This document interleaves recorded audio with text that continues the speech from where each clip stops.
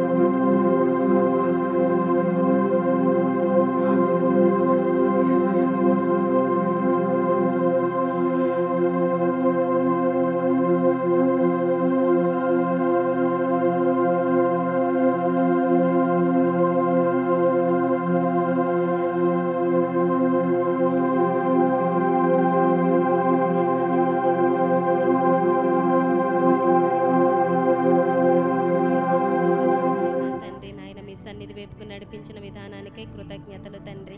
అయ్యా నీ వాక్యముతో మమ్మల్ని సంధిస్తూ తండ్రి ప్రతి వారమును కూడా నాయన తండ్రి మాలో ఎన్నో మార్పులు రావడం కొరకు నాయన మీరు నాయన ఆశిస్తున్నందుకే కృతజ్ఞతలు ప్రభువ. అయ్యా మీ ఆశని మేము నెరవేర్చే వారముగా ఉండడానికి సహాయము చేయండి నాయన. మీ చిత్తానికి లోబడే వారిగా ఉండడానికి సహాయము చేయండి నాయన. మీ మాటని నాయన తండ్రి నిర్లక్ష్యపరచకుండా వినేవారిగా ఉండడానికి సహాయము చేయండి తండ్రి. అయ్యా నాయన మీరు మా పట్ల ఉన్న ఆశ నెరవేర్చండి ప్రభువ. అయ్యా అది మా వల్ల అయితే కాదు కానీ తండ్రి మీ కృప మాలో ఉంటే కానీ నాయన మీ కృప మాకు తోడుగా ఉంటే కానీ మేము అలా నడవలేము తండ్రి. అయ్యా మేము దేనికి పనికిరాని వారము ప్రభువ. అయ్యా మా ప్రార్థన అయినా మా భక్తి అయినా దేనికి పనికిరాదు ప్రభువ. అది మీరు మాలో ఉంటే మాత్రమే సాధ్యమవుతుంది తండ్రి. మీకు ఇష్టమైనట్టుగా మేము మారగలం తండ్రి. అయ్యా ప్రతి ఒక్కరిలో మీ ఆత్మను ఉంచండి ప్రభువ. మీ నాయన మీ ఉద్దేశాలు నెరవేర్చే విధముగా మా మనసుల్ని త్రిప్పండి నాయన. అయ్యా మాకైతే అది సాధ్యము కాదు నాయన. అయ్యా నాయన చెంచల మనస్సులను తండ్రి మేము అయ్యా ఈ చెంచల మనస్తత్వాన్ని నుండి నాయన తండ్రి ఏక మనసుని మాకు దయచేయండి ప్రభువ. ఈ రాతి గుండెని నాయన మాంసపు హృదయముగా తయారు చేయండి తండ్రి. అయ్యా నీ పాదాలు పట్టుకుంటున్నాం నాయన. అయ్యా ప్రార్థనలో పట్టుదల కలిగి ఉండడానికి సహాయము చేయండి. అయ్యా గురి యొద్దకు చేరేదాకా మీ చెయ్యి విడవకుండా మీతో ఉండడానికి సహాయము చేయండి. అయ్యా మీరు మాకు ఏర్పరుస్తున్న మార్గంలో మేము నిలవడానికి సహాయము చేయండి. అయ్యా జ్ఞానముని వివేకముని మాకు దయచేయండి. అయ్యా తండ్రి దేవా నీ పాదాలు పట్టుకుంటున్నాం. అయ్యా నీ సేవకుల కుటుంబాన్ని నాయన నీ సిలువ చోటున మరుగుపరుచుకోండి. అయ్యా నాయన వారిని మీరు ఇంకా అభిషేకం చేయండి. ఇంకా బలముగా నాయన తండ్రి యేసయ్యా మీ సేవలో వాడుకోండి. అయ్యా మీరు మంచి ఆరోగ్యములు నాయన వారికి దయచేయండి. మీ రెక్కల ఆరోగ్యమును వారికి దయచేయండి. నీ కృపని తోడుగా ఉంచండి నాయన. మీ దీవెన్ని దీవించండి ప్రభువా. అయ్యా నాయన మీ మాటలతో మమ్మల్ని దీవెనకరంగా చేయమని అయ్యా మీరు మా పట్ల ఉన్న ఉద్దేశాలన్నీ ప్రతి ఒక్కటి మాకు తెలియపరచమని నజరేయుడైన యేసుక్రీస్తు నామమున అడుగుచున్నాం మా పరమ తండ్రి. ఆమేన్. సమయంలో మరి పరిశుద్ధ గ్రంథం నుండి కీర్తనల గ్రంథము 119వ కీర్తన 121వ వచనం నుండి 130వ వచనం వరకు మనం ఉత్తర ప్రత్యుత్తర రీతిగా చదువుకుందాం. 119వ కీర్తన 121 నుండి 130 వరకు రవిబాబు చదివి వినిపిస్తాడు.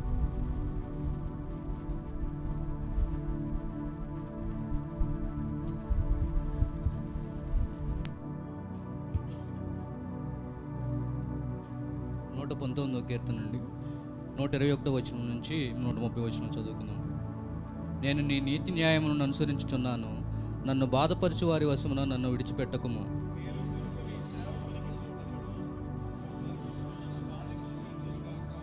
నీ రక్షణ కొరకు నీతి గల నీ మాట కొరకు కనిపెట్టుచు నా కన్నులు క్షీణించుచున్నవి.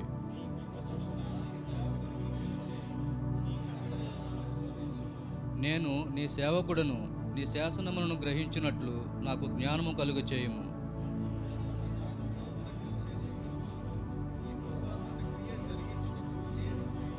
బంగారు కంటెను అపరంజి కంటెను నీ ఆజ్ఞలు నాకు ప్రేమగానున్నవి.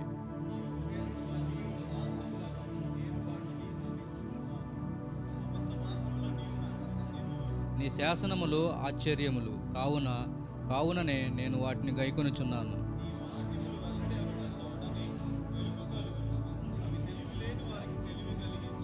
వాక్యం అందరం కలిసి మనకు చదువు. నీ వాక్యము వెల్లడి అగుడతోడని వెలుగు కలుగును, అవి తెలివి లేని వారికి తెలివి కలిగించును. ఆమేన్. అందరూ కళ్ళు మూసుకుందాం. ఈ సమయంలో దేవుని యొక్క సన్నిధిలో మన హృదయం తెరిచి కొద్ది నిమిషాలు ఆయన్ని ఆరాధించుకుందాం. ఆయన్ని ఆరాధిస్తూ ఉన్న సమయంలో ఇక ఎవరు ఇటు అటు తిరగొద్దు. అందరూ కళ్ళు మూసుకొని ఉండాలి. అందరూ కళ్ళు మూసుకోండి. పెద్దవారు చిన్నవారు అందరూ కూడా కళ్ళు మూసుకోండి. ఈ సమయంలో కొద్ది నిమిషాలు ఆయన్ని మనసారా ఆరాధించుకుందాం. నీవున్నావని నీ వైపే చూస్తున్నా, నీ పైన నమ్మికతో ఇలా జీవిస్తున్నా.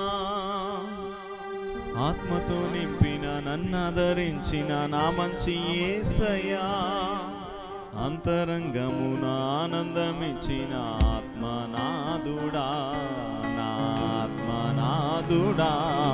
ఆత్మీయ యాత్రలో అలయక సాగే శక్తినియుమా. ఆత్మీయ యాత్రలో అలయక సాగే శక్తినియుమా.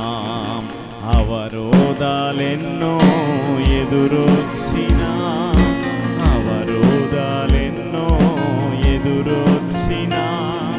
గురి తప్పక పయనించే కృపనీయుమా. మా గురి తప్పక పయనించే కృపనీయుమా.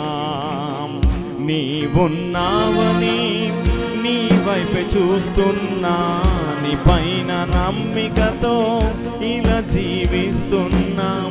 నీవున్నావని నీ వైపే చూస్తున్నా, నీ పైన నమ్మికతో ఇలా జీవిస్తున్నా. ఆత్మతో నింపిన నన్నాదరించిన నా మంచి యేసయ్యా, అంతరంగమున ఆనందమిచ్చిన ఆత్మనాదుడా. ఆత్మతో నింపిన నన్నాదరించిన నా మంచి యేసయ్యా, అంతరంగములో ఆనందమిచ్చిన ఆత్మనాదుడా. చప్పట్లతో అయ్యా, నిజమే కదా, ఎన్నో దోషాలు ఉన్నాయి.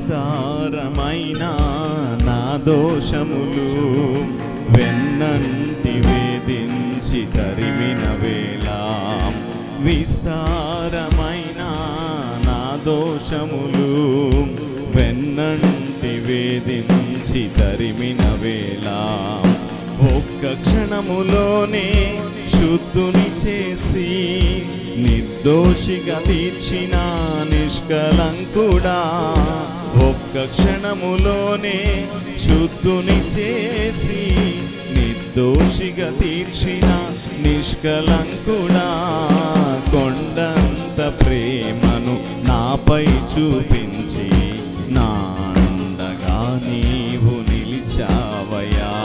నీ కొండంత ప్రేమను నాపై చూపించి నా అండగా నీవు నిలిచావయ్యా. నీవున్నావని నీ వైపు చూస్తున్నా, నీ పైన నమ్మికతో ఇలా జీవిస్తున్నా. నీవున్నావని నీ వైపు చూస్తున్నా, నీ పైన నమ్మికతో ఇలా జీవిస్తున్నా. ఆత్మతో నింపిన నన్ను ఆదరించిన నా మంచి యేసయ్యా, అంతరంగములో ఆనందమిచ్చిన ఆత్మనాడురా. ఆత్మతో నింపిన నన్ను ఆదరించిన నా మంచి యేసయ్యా, అంతరంగములో ఆనందమిచ్చిన ఆత్మనాదుడా. ఆత్మీయ యాత్రలో అలయక సాగే శక్తిని, ఆత్మీయ యాత్రలో అలయక సాగే శక్తినియుమా. అవరోధాలెన్నో ఎదురొచ్చినా, అవరోధాలెన్నో ఎదురొచ్చినా, గురి తప్పక పయనించే కృపనీయుమా. మా గురి తప్పక పయనించే కృపనీయుమా. అందరం నీవున్నావని నీ వైపు చూస్తున్నా, నీ పైన నమ్మికతో ఇలా జీవిస్తున్నాం. నీవున్నావని నీ వైపు చూస్తున్నా, నీ పైన నమ్మికతో ఇలా జీవిస్తున్నా. ఆత్మతో నింపిన నన్ను ఆదరించిన నా మంచి యేసయ్యా, అంతరంగములో ఆనందమిచ్చిన ఆత్మనాదుడా. ఆత్మతో నింపిన నన్ను ఆదరించి నా మంచి యేసయ్యా, అంతరంగములో ఆనందమిచ్చిన ఆత్మనాదుడా. నా ఆత్మనాదుడా, నా ఆత్మనాదుడా. నీవున్నావని నీ వైపే చూస్తున్నా, నీ పైన నమ్మికతో ఇలా జీవిస్తున్నా. ప్రార్థన చేసుకుందాం. ఆయనున్నాడన్న నమ్మకమే, ఆయనున్నాడన్న ధైర్యమే. ఆయన ఎప్పటికీ అన్యాయస్తుడు కాదు. ఆయన ఎప్పుడు మాట ఇచ్చి తప్పేవాడు కాదు. దేవా, మరొకసారి నీ పాదాల దగ్గరికి వస్తున్నాం ప్రభువా. అయ్యా, ఒక్కసారి మమ్మల్ని జ్ఞాపకం చేసుకోండి. నీ యొద్దకు వస్తున్నాం, నీ యొద్దకు వస్తున్నా, నీ యొద్దకు వస్తున్నా.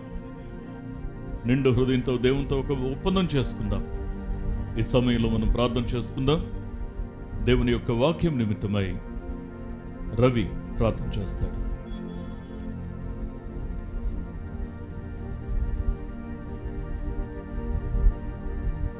ప్రార్థన చేసుకుందామండి.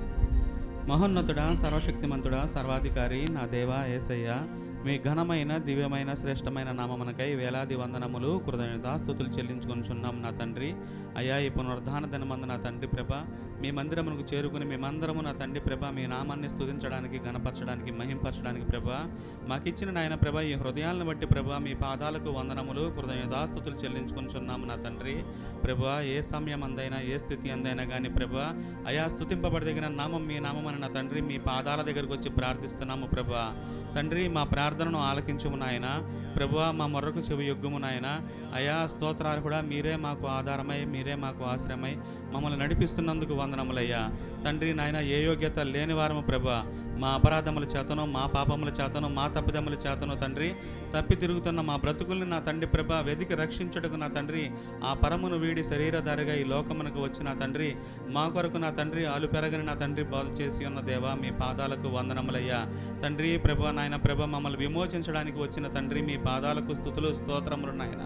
అయా గడిచిన వారముల నుంచి నా తండ్రి మీ దైవదాసుని నోటి ద్వారాగా నా తండ్రి మీరు మాకు ఎన్నో మాటల్ని నాయన ప్రభ ఎన్నో గూఢమైన సంగతులను నా తండ్రి ప్రభ మాకు తెలియచేస్తున్నందుకు వందనములు నా తండ్రి ప్రభ.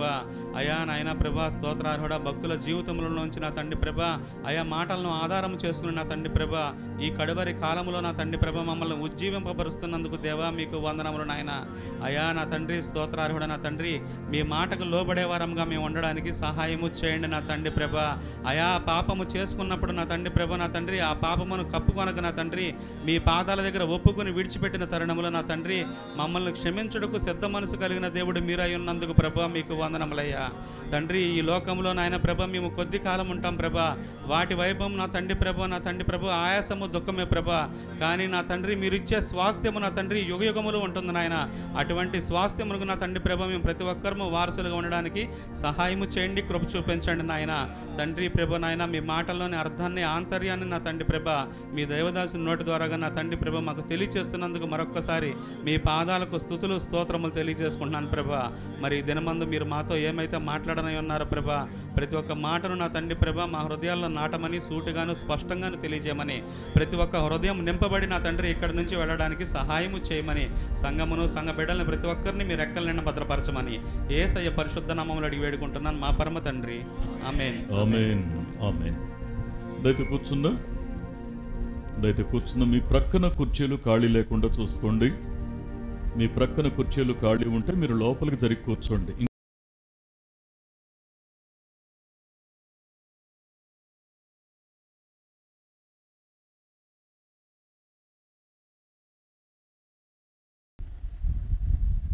గడిచిన 4 వారాలుగా మనం ఒక థీమ్ ధ్యానిస్తూ ఉన్నాం. ఈ యొక్క మరి థీమ్కి లేకపోతే ఈ అంశానికి ఒక టైటిల్ ఏంటి అంటే శ్రమ కూడా ఆశీర్వాదం కొరకే. ఇది మర్చిపోవద్దండి, శ్రమ కూడా ఆశీర్వాదం కొరకే. అంటే ఇక్కడ దేవుని ఉద్దేశాన్ని మనం అర్థం చేసుకునే ప్రయత్నం చేస్తూ శ్రమ కూడా నిజంగా ఆశీర్వాదానికి కారణం అవుతుందా? శ్రమ కూడా దేవుడు ఒక ఆశీర్వాదకరమైనటువంటి పరిస్థితులకు మనల్ని తేవడానికి మరి ఉద్దేశిస్తాడా? అంటే భక్తుల జీవితాలని మనం పరిశీలనగా ధ్యానం చేస్తూ మనం ఆ గమనిస్తున్నటువంటి తరుణంలో మనకు అర్థమవుతుంది ఏంటి అంటే దేవుడు శ్రమ అనుమతించాడు అంటే ఆయన మన జీవితంలో ఏదో ఒక గొప్ప మేలు చేయబోతున్నాడు. ఆ శ్రమ ఎందుకు మన జీవితంలో అనుమతిస్తున్నాడు అని మనం ఒక 4 మెట్లుగా ప్రతి భక్తుని యొక్క జీవితాన్ని పరిశీలన చేసుకుంటూ వస్తూ ఉన్నాం. దీనికి ఒక మూల వాక్యాన్ని దేవుడు మనకిచ్చాడు. ఆ మూల వాక్యాన్ని ఒకసారి మళ్ళీ చెప్తారా? యెషయా గ్రంథము 38వ అధ్యాయము 17వ వచనం చదవండి ఒకసారి. ఆ మాటని, మిక్కుటమైన ఆయాసము నాకు నెమ్మది కలుగుటకు కారణమాయను. చిన్న ప్రార్థన చేద్దాం. దయగలిగిన వాడా, మహోన్నతుడా, మరొకసారి మీ సన్నిధిలో మా హృదయం తెరిచి మేము ప్రార్థిస్తూ ఉన్నాం. మీరు మాట్లాడితే మేము బ్రతుకుతాం. కేవలం మీ మాట మాత్రమే మమ్మల్ని బ్రతికిస్తుంది. దేవా, నీ ఉన్నావని మేము ధైర్యం కలుగున్నాం. అయ్యా, మా జీవితంలో మార్పును అనుమతిస్తావని మేము నమ్ముతూ ఉన్నాం. క్షమించగలిగిన దేవా, నీ పాదాల దగ్గర ప్రణమిలుతూ ఉన్నాం. ప్రభు, సహాయం చేయండి, కనికరించండి. అయ్యా, మా జీవితంలో మిక్కుటమైన ఆయాసం, తీవ్రమైన శ్రమ, అది ఆశీర్వాదకరంగా ఎలా ఉంటుందో ఒక్కొక్క వారం ఒక్కొక్క భక్తుని జీవితం ద్వారా నాతోనూ మాతోనూ మాట్లాడుతున్నందుకు నీకు స్తోత్రాలు. నీ మాటలు వివరించడానికి నేను తగిన వాడిని కాదు, నా జ్ఞానం చాలదు. నన్ను మీ సిలువ చాటును మరుగుపరుచుకొని మీరే నాతోనూ మాతోనూ మాట్లాడి మీ నామానికి మహిమ తెచ్చుకొనమని, దీవించమని, ఆశీర్వదించమని, సంతృప్తికరమైనటువంటి మేలుతో మమ్మల్ని నింపమని యేసునామములో ప్రార్థిస్తున్నాం మా పరమ తండ్రి. ఆమెన్. ఆమెన్. జాగ్రత్తగా వాక్యం మీద మనం మనసు పెడతాం. ఇక్కడ ఈ వచనంలో 3 మెట్లను మనం జనరల్గా చూస్తూ ఉన్నాం.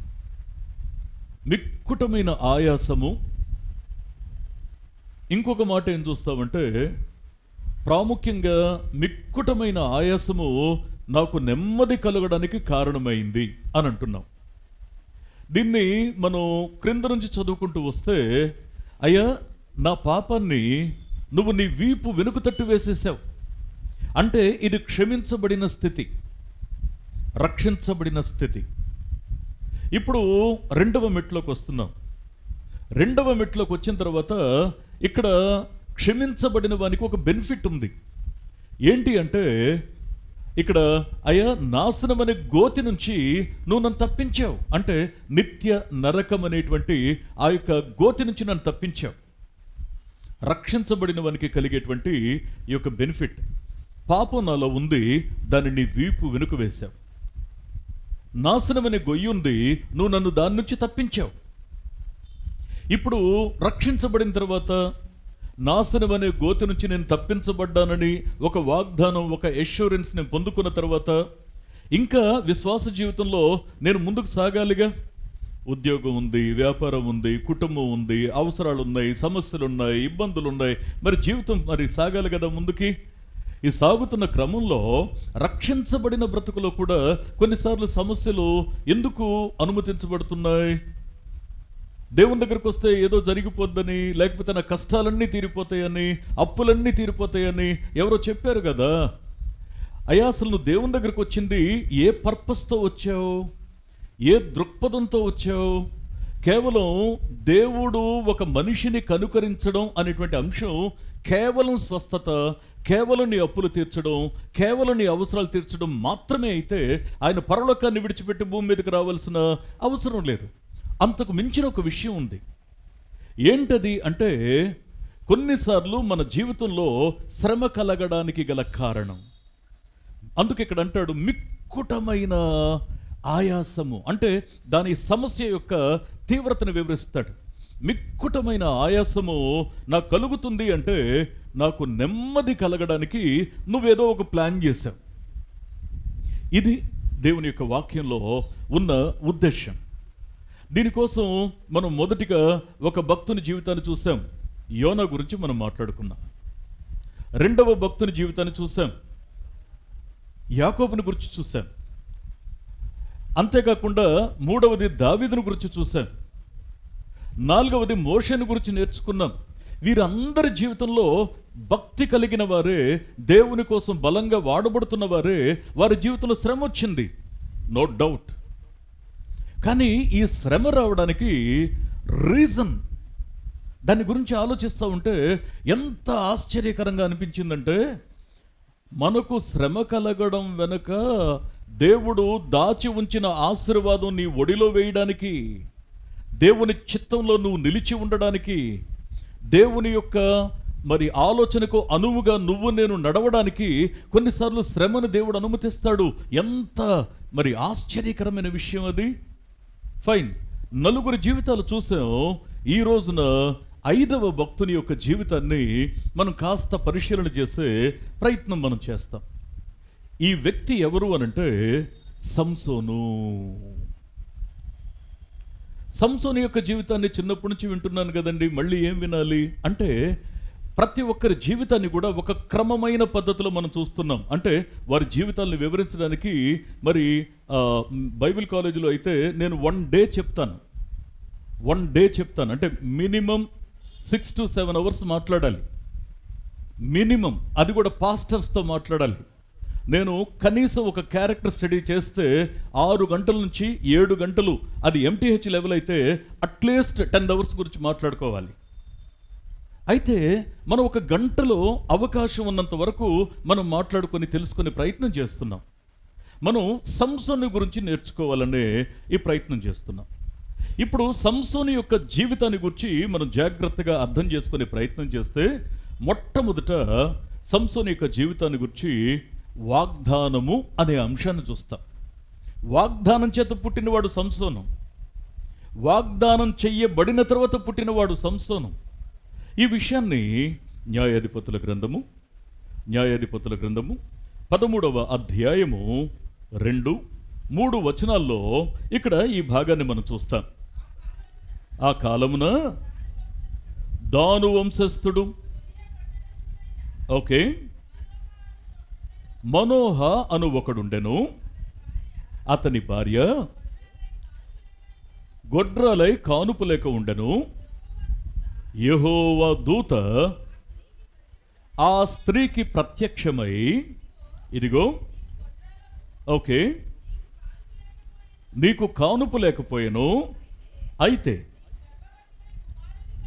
నీవు గర్భవతివై కుమారుని కందువు, కాబట్టి నువ్వు జాగ్రత్తగా ఉండి ద్రాక్షారసమునే కానీ ఫైన్. ఇది ఇక్కడ మనం జాగ్రత్తగా అర్థం చేసుకుంటే 2, 3, 4 వచనాల్లో ఉన్నటువంటి భావం ఏంటంటే, సంసోను ఆర్డినరీ పర్సన్ కాదు. ఎంత గొప్ప వ్యక్తి యొక్క వ్యక్తిత్వాన్ని ధ్యానం చేస్తూ ఉన్నామంటే జాగ్రత్తగా వినండి. ఇంట్రొడక్షనే వాగ్దానంతో పుట్టినవాడు, దైవ సంకల్పంతో పుట్టినవాడు, దేవుని యొక్క ఆలోచనతో పుట్టినవాడు. ఇతను పుట్టబోతున్నాడని సందేశం ప్రవక్త వచ్చి చెప్పలా, సాక్షాత్తు దేవదూత వచ్చి చెప్పాడు. దేవదూత వచ్చి చెప్పాడు. ఇది ఆయన వాగ్దానంతో పుట్టాడు. రెండవది, సంసోను యొక్క జీవితంలో ఇంకొక ప్రాముఖ్యమైనటువంటి విషయం ఏంటి అంటే, అతడు నాజీరు చేయబడినవాడు. నాజీరు చేయబడడం అంటే, నాజీరు అంటే ఒకటి వ్రతము అని అర్థం. రెండవది నాజీరు అనంటే మరి ప్రత్యేకపరచబడడం లేదా ప్రత్యేకపరుచుకొనుట అని దాని భావం. ఇప్పుడు సంసోను నాజీరు చేయబడ్డవాడు. అందుకే ఇక్కడ ఉన్నటువంటి ఒక మాటను మనం న్యాయాధిపతుల గ్రంథం 13వ అధ్యాయము 5వ వచనాన్ని కూడా ఒకసారి మనం చూసినట్లయితే, నీవు గర్భవతివై కుమారుని కంటావు, అతని తల మీద మంగలి కత్తి వేయకూడదు, ఆ బిడ్డ గర్భమున పుట్టినది మొదలుకొని దేవునికి నాజీరు చేయబడినవాడు, ఆత్మ చెప్పుచున్న మాట చెవిగలవాడు వినుడుగాక. అతని పుట్టుక ప్రమాణంతో కూడింది, వాగ్దానంతో కూడింది. అతని పుట్టుక ఒక పర్పస్తో కూడింది. ఏంటి అంటే, దేవుని కొరకు నాజీరు చేయబడిన వాడు, అతడు ఇశ్రాయేలు ప్రజల్ని అతడు రక్షింప మొదలు పెడతాడు అనేటువంటి మాటని అక్కడ చూస్తాం. అక్కడ ఈ యొక్క సంసోనుకి తన యొక్క జీవితానికి ఒక లక్ష్యం ఉంది. ఇంకొక మాట కూడా మనం అర్థం చేసుకుంటే, అసలు నాజీరు చేయబడిన వాని యొక్క జీవితం ఎలా ఉండాలి? నాజీరు చేయబడడం అంటే అర్థం ఏంటి? పరిశుద్ధ గ్రంథం నుండి సంఖ్యాకాండము 6వ అధ్యాయము 2వ వచనాన్ని ఒకసారి మొదటిగా మనం చూసినట్లయితే, పురుషుడే కానీ స్త్రీయే కానీ యెహోవాకు నాజీరొగుటకు ఎవరైనను మొక్కుకొని తనను తాను ప్రత్యేకించుకొని ఎడల వాడు ద్రాక్షారసాన్ని తీసుకోకూడదు. ముఖ్యమైన విషయాలు చదువుకుంటూ ముందుకెళ్ళిపోదాం. ఇప్పుడు 2వ వచనంలో ఏం చెప్తున్నాడంటే, నాజీరు చేయబడిన వాడు, దేవుని కొరకు ప్రత్యేకపరుచుకున్నవాడు ఎట్లా ఉండాలి అంటే, నాజీరు చేయబడిన వాడు ద్రాక్షారసం ముట్టకూడదు, మద్యముతో మత్తులు కాకూడదు. ఒకవేళ అలా నువ్వు చేస్తే నువ్వు దేవుని కోసం ప్రత్యేకించుకున్నావు అనేది అబద్ధం అవుతుంది. రెండవది, నాజీరు చేయబడిన వాని యొక్క జీవితంలో ఒకటి ద్రాక్షారసం ముట్టకూడదు. ఇంకొక మాట 5-6 వచనాల్లో, అక్కడే సంఖ్యాకాండము 6వ అధ్యాయము 5-6 వచనాలు కూడా మనం చూస్తే, అతడు నాజీరొగుటకు మొక్కుకొనిన దినములన్నిటిలో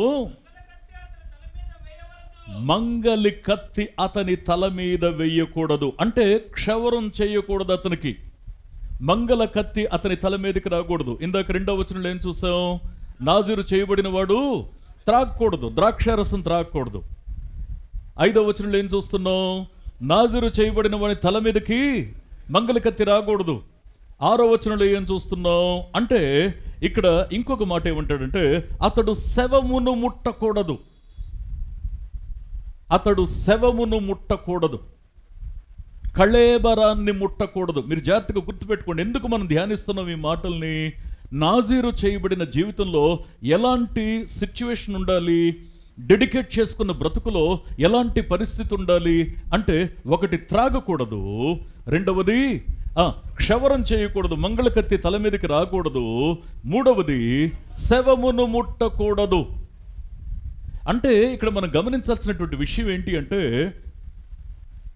4వ విషయం గురించి ఇక్కడ ఒక మాట చెప్తాడండి.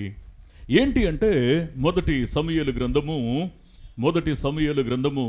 1వ అధ్యాయము 11వ వచనం దగ్గరికి వస్తే ఇక్కడ మాట్లాడుతున్న అమూల్యమైన మాట ఏంటంటే, పెద్ద వచనం అది, దానిలో అవసరమైన మాటను మీ గమనానికి తీసుకొస్తాను. సందర్భం ఏంటంటే, హన్న దేవుని దగ్గర ప్రార్థన చేస్తుంది, ప్రభువా నాకు ఒక బిడ్డనివ్వవా, నువ్వు నాకు ఒక బిడ్డనిచ్చావంటే అని అక్కడ మాట్లాడుతూ ఏమంటుందంటే, అతడు బ్రతుకు దినములన్నిట చూడండి ఇప్పుడు అతడు బ్రతుకు దినములన్నిట నేను వాడిని నీకు అప్పగించేస్తాను. అంటే నాజీరు చేయబడినటువంటి బ్రతుకులో 4వ ప్రాముఖ్యమైన విషయం ఏంటి అంటే, ఒకటి త్రాగకూడదు, రెండవది మంగళకత్తి రాకూడదు, మూడవది శవమును ముట్టకూడదు, 4వది ఏంటి అంటే బ్రతుకు దినములన్నిట ఇక దేవునికి చెందిన వ్యక్తిగానే ఉండిపోవాలి. నేను యెహోవావగు నీకు వాణ్ణి అప్పగించేస్తాను. అంటే నాజీరు చేయబడినటువంటి జీవితంలో ఉండే ప్రతిష్ట ఇలా ఉంటుంది. సరే, నాజీరు చేయబడినటువంటి జీవితం కేవలం సంసోనుకు మాత్రమే ఉందా? సంసోను మాత్రమే నాజీరు చేయబడ్డా? నేటి దినాల్లో సంఘానికి ఇది వర్తించదా? మనం నిజంగా నాజీరు చేయబడినటువంటి కేటగిరీకి చెందిన వారం కాదా? అంటే నాజీరు చేయబడినటువంటి వారి యొక్క జీవితంలో ఒక ప్రత్యేకమైనటువంటి మాట ఏంటి అనంటే, వ్రతము లేదా దేవుని కొరకు ప్రత్యేకపరుచుకొనుట అని చూశాం. అంటే దాని అర్థం ఏంటంటే, ప్రతి క్రైస్తవుని యొక్క జీవితంలో కూడా నాజీరు చేయబడినటువంటి ఒడంబడికలో మనం ఉన్నాం, మర్చిపోవద్దు. ఎట్లా అర్థం చేసుకోవాలి? పౌలు అంటాడు, రోమపత్రిక పౌలు భక్తుడు మాట్లాడుతూ రోమపత్రిక 12వ అధ్యాయము మొదటి వచనాన్ని ఇక్కడ మనం చూసినట్లయితే, కాబట్టి సహోదరులారా, పరిశుద్ధమును దేవునికి అనుకూలమునైన సజీవ యాగముగా మీ శరీరములను ఆయనకు సమర్పించుకోండి. ఆత్మ చెప్పుచున్న మాట చెవిగలవాడు వినుగాక. సమర్పించుకున్న, ప్రత్యేకపరుచుకున్న వ్రతములో ఉన్న ఆ యొక్క నాజీరు మరి కమిట్మెంట్లో ఉన్నటువంటి ఆ యొక్క సంసోను జీవితం ఎట్లాగైతే దేవునికి సమర్పించబడిందో, ప్రతి క్రైస్తవుని యొక్క జీవితంలో కూడా సజీవ యాగంగా మనలను మనం దేవునికి అప్పగించుకోవాలి, అర్పించుకోవాలి. ఆయన అదుపులో ఉండడానికి కట్టుబడి బ్రతకాలి. ప్రతి క్రైస్తవుని యొక్క జీవితంలో కూడా నాజీరు చేయబడినటువంటి ఈ అనుభవంలో ఉన్నాం. నువ్వు మద్యం తాగుతున్నావో లేదో కానీ మత్తులో మాత్రం ఉండిపోకు. ఏదో ఒక మత్తులో పడిపోతూ ఉన్నావు. ఏదో ఒక మత్తు నిన్ను ఆకర్షించేస్తూ ఉంది. ఆ మత్తు నీ యొక్క జీవితాన్ని పాడు చేస్తోంది, మర్చిపోవద్దు. రెండవది, మరి తల మీద మంగళకత్తి అంటే దాని అర్థం దేవుని కొరకు. ఈ జుట్టు దేనికి సాదృశ్యం? దేవుని కోసం ప్రతిష్ఠించబడ్డాడు. ఈ జుట్టు మీద ఎట్టి పరిస్థితుల్లో తల మీద మంగళకత్తి రాకూడదు. కత్తి వస్తుంది అంటే అర్థం ఏంటంటే దేవునికి నాకు కటీఫ్ అయిపోయిందంతే. అంటే మూడవది, శవమును ముట్టకూడదు అంటే దాని అర్థం ఏంటంటే చచ్చిన వారితో ఇంకా స్నేహం చేస్తున్నాం. చచ్చిన స్థితిలో నుంచి బయటకు వచ్చాం. అపరాధముల చేత, పాపముల చేత చచ్చి ఉన్న వారితో ఇంకా స్నేహాన్ని ఇష్టపడుతున్నాం, కోరుతున్నాం, దానికోసం పరితపిస్తూ బ్రతుకుతున్నాం. అయ్యా నీ జీవితంలో నువ్వు దేవుని కోసం డెడికేట్ చేయబడిన తర్వాత నీ జీవిత కాలం అంతా, నీ బ్రతుకు కాలం అంతా నువ్వు దేవుని అదుపులో ఉండాలి, దేవుని యొక్క ఆధీనంలో ఉండాలి. నీ మనస్సు, నీ మాట, నీ ఆలోచన, నీ ఆశ, నీ అంతరంగం ఇవన్నీ కూడాను దేవుని అదుపులో ఉండాలి. సజీవ యాగంగా నిన్ను నీవు దేవునికి సమర్పించుకున్నది సత్యమే అయితే నువ్వు నాజీరు చేయబడిన వ్యక్తివి, మర్చిపోవద్దు. నీ జీవితంలో నాసిరకమైనటువంటి భక్తికి ఎట్టి పరిస్థితుల్లో తావివద్దు. ఇది మరి సంసోను యొక్క జీవితంలో రెండవ మెట్టును చూసాం. ఒకటి వాగ్దానం చేయబడినవాడు, రెండవది నాజీరు చేయబడినవాడు, మూడవది పరాక్రమము కలిగినవాడు.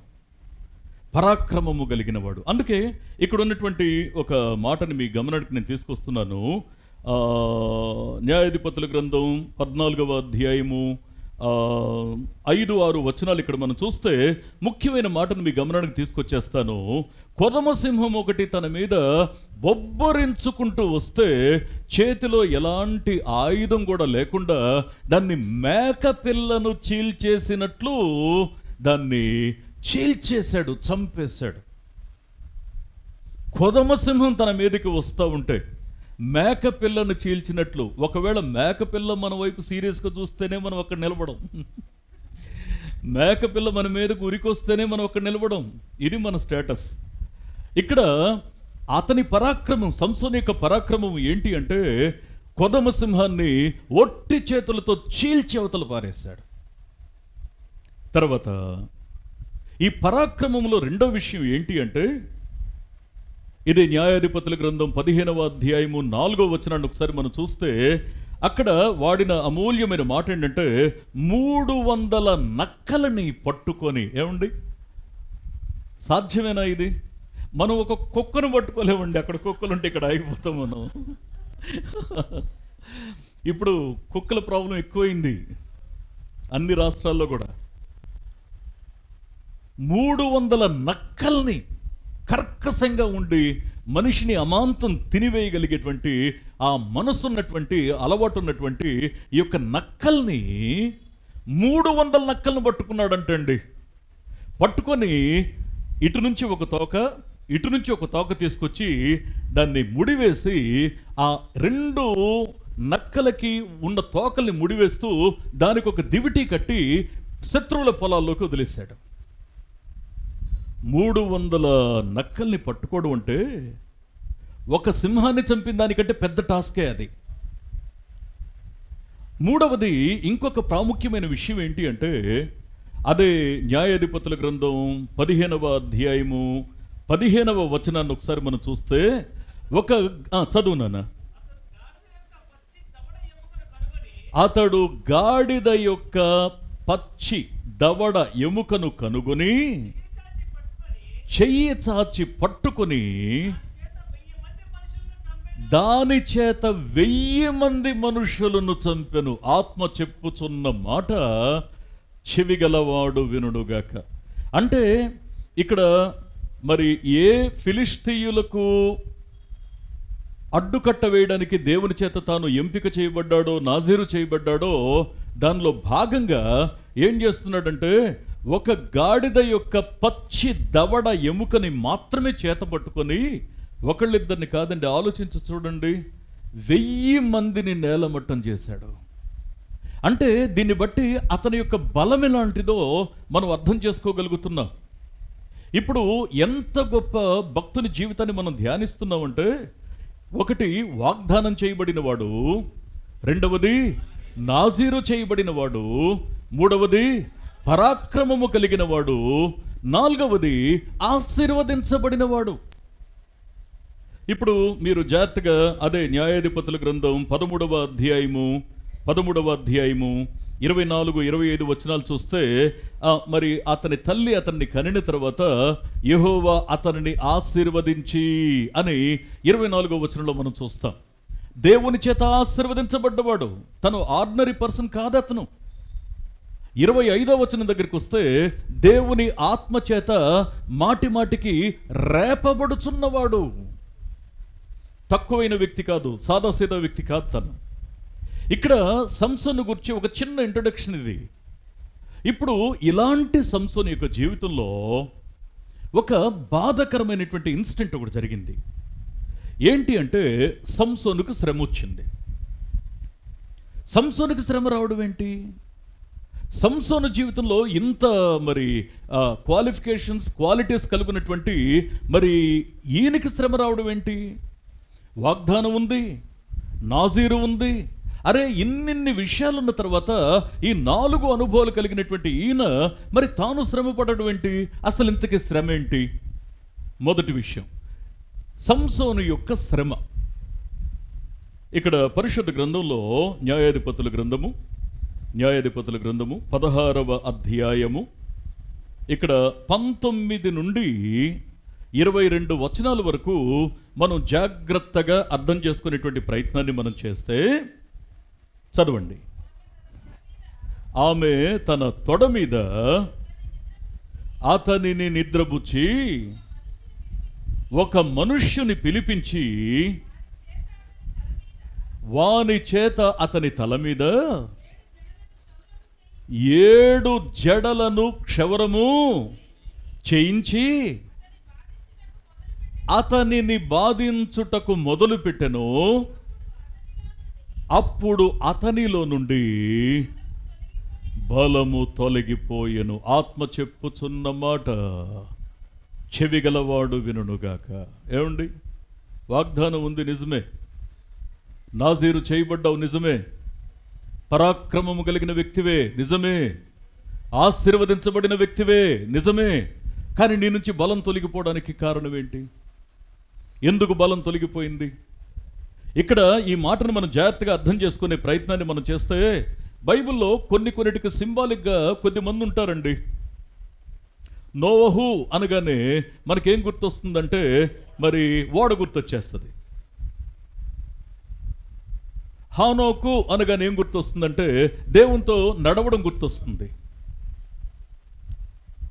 దావీదు అంటే దేవునికి ఇష్టానుసారుడు అన్న విషయం గుర్తొస్తుంది, హృదయానుసారుడు అన్న విషయం గుర్తొస్తుంది.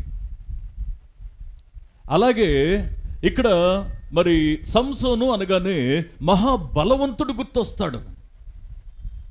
సొలొమోను అంటే మహాజ్ఞాని గుర్తొస్తాడు. అంటే ఇక్కడ ఒక్కొక్క క్యారెక్టర్ ఇంకంతే యూనిక్నెస్ అది. ఇంకా అలాంటి వారు ఇంకొకరు మనకు కనబడడానికి వీలు లేదు. ఇప్పుడు సంసోను ఇంత మహాబలవంతుడు ఇప్పుడు ఏమైపోయిందంటే, ఏ బలాన్ని బట్టి సంసోన అన్నవారు ఇప్పుడు బలం అతని నుంచి తొలగిపోయింది. ఎవరు లెక్క చేస్తారు? ఇంకా ఇక్కడ మనం అనుకున్నట్టు ఈ 19వ వచనం నుండి న్యాయాధిపతుల గ్రంథం 16వ అధ్యాయం 19 నుంచి 22 వచనాల వరకు అనుకున్నాం కనుక అక్కడ పాయింట్స్ వైజ్గా ఈ మాటలు చెప్తాను, వీటిని నోట్ చేసుకోవడానికి ప్రయత్నం చేయండి. 1, క్షవరము చేయబడింది. మంగలి కత్తి పడకూడదు, పడిందంతే. ఆత్మీయ జీవితంలో పెను ప్రమాదకరమైన విషయం ఏంటి అంటే, దేవుడు వద్దన్నది నా బ్రతుకులో జరుగుతుందంటే సంథింగ్ ఈజ్ రాంగ్. క్షవరము చేయడం జరిగింది. దాని పర్యవసానం ఏంటంటే బలము తొలగిపోయింది. 3వ విషయం ఏంటి అంటే, ఇక్కడ యెహోవా తనను ఎడబాసినట్లు నిజంగా అతను గ్రహించలేకపోయాడు. దేవుడు తనను విడిచిపెట్టడం. తన యొక్క ఇంట్రడక్షన్లో చూసాం, అతను ఎంత గొప్పవాడు, వాగ్దానం చేసి పుట్టినవాడు. ఆఖరికి దేవుడు అతనిని విడిచిపెట్టడం.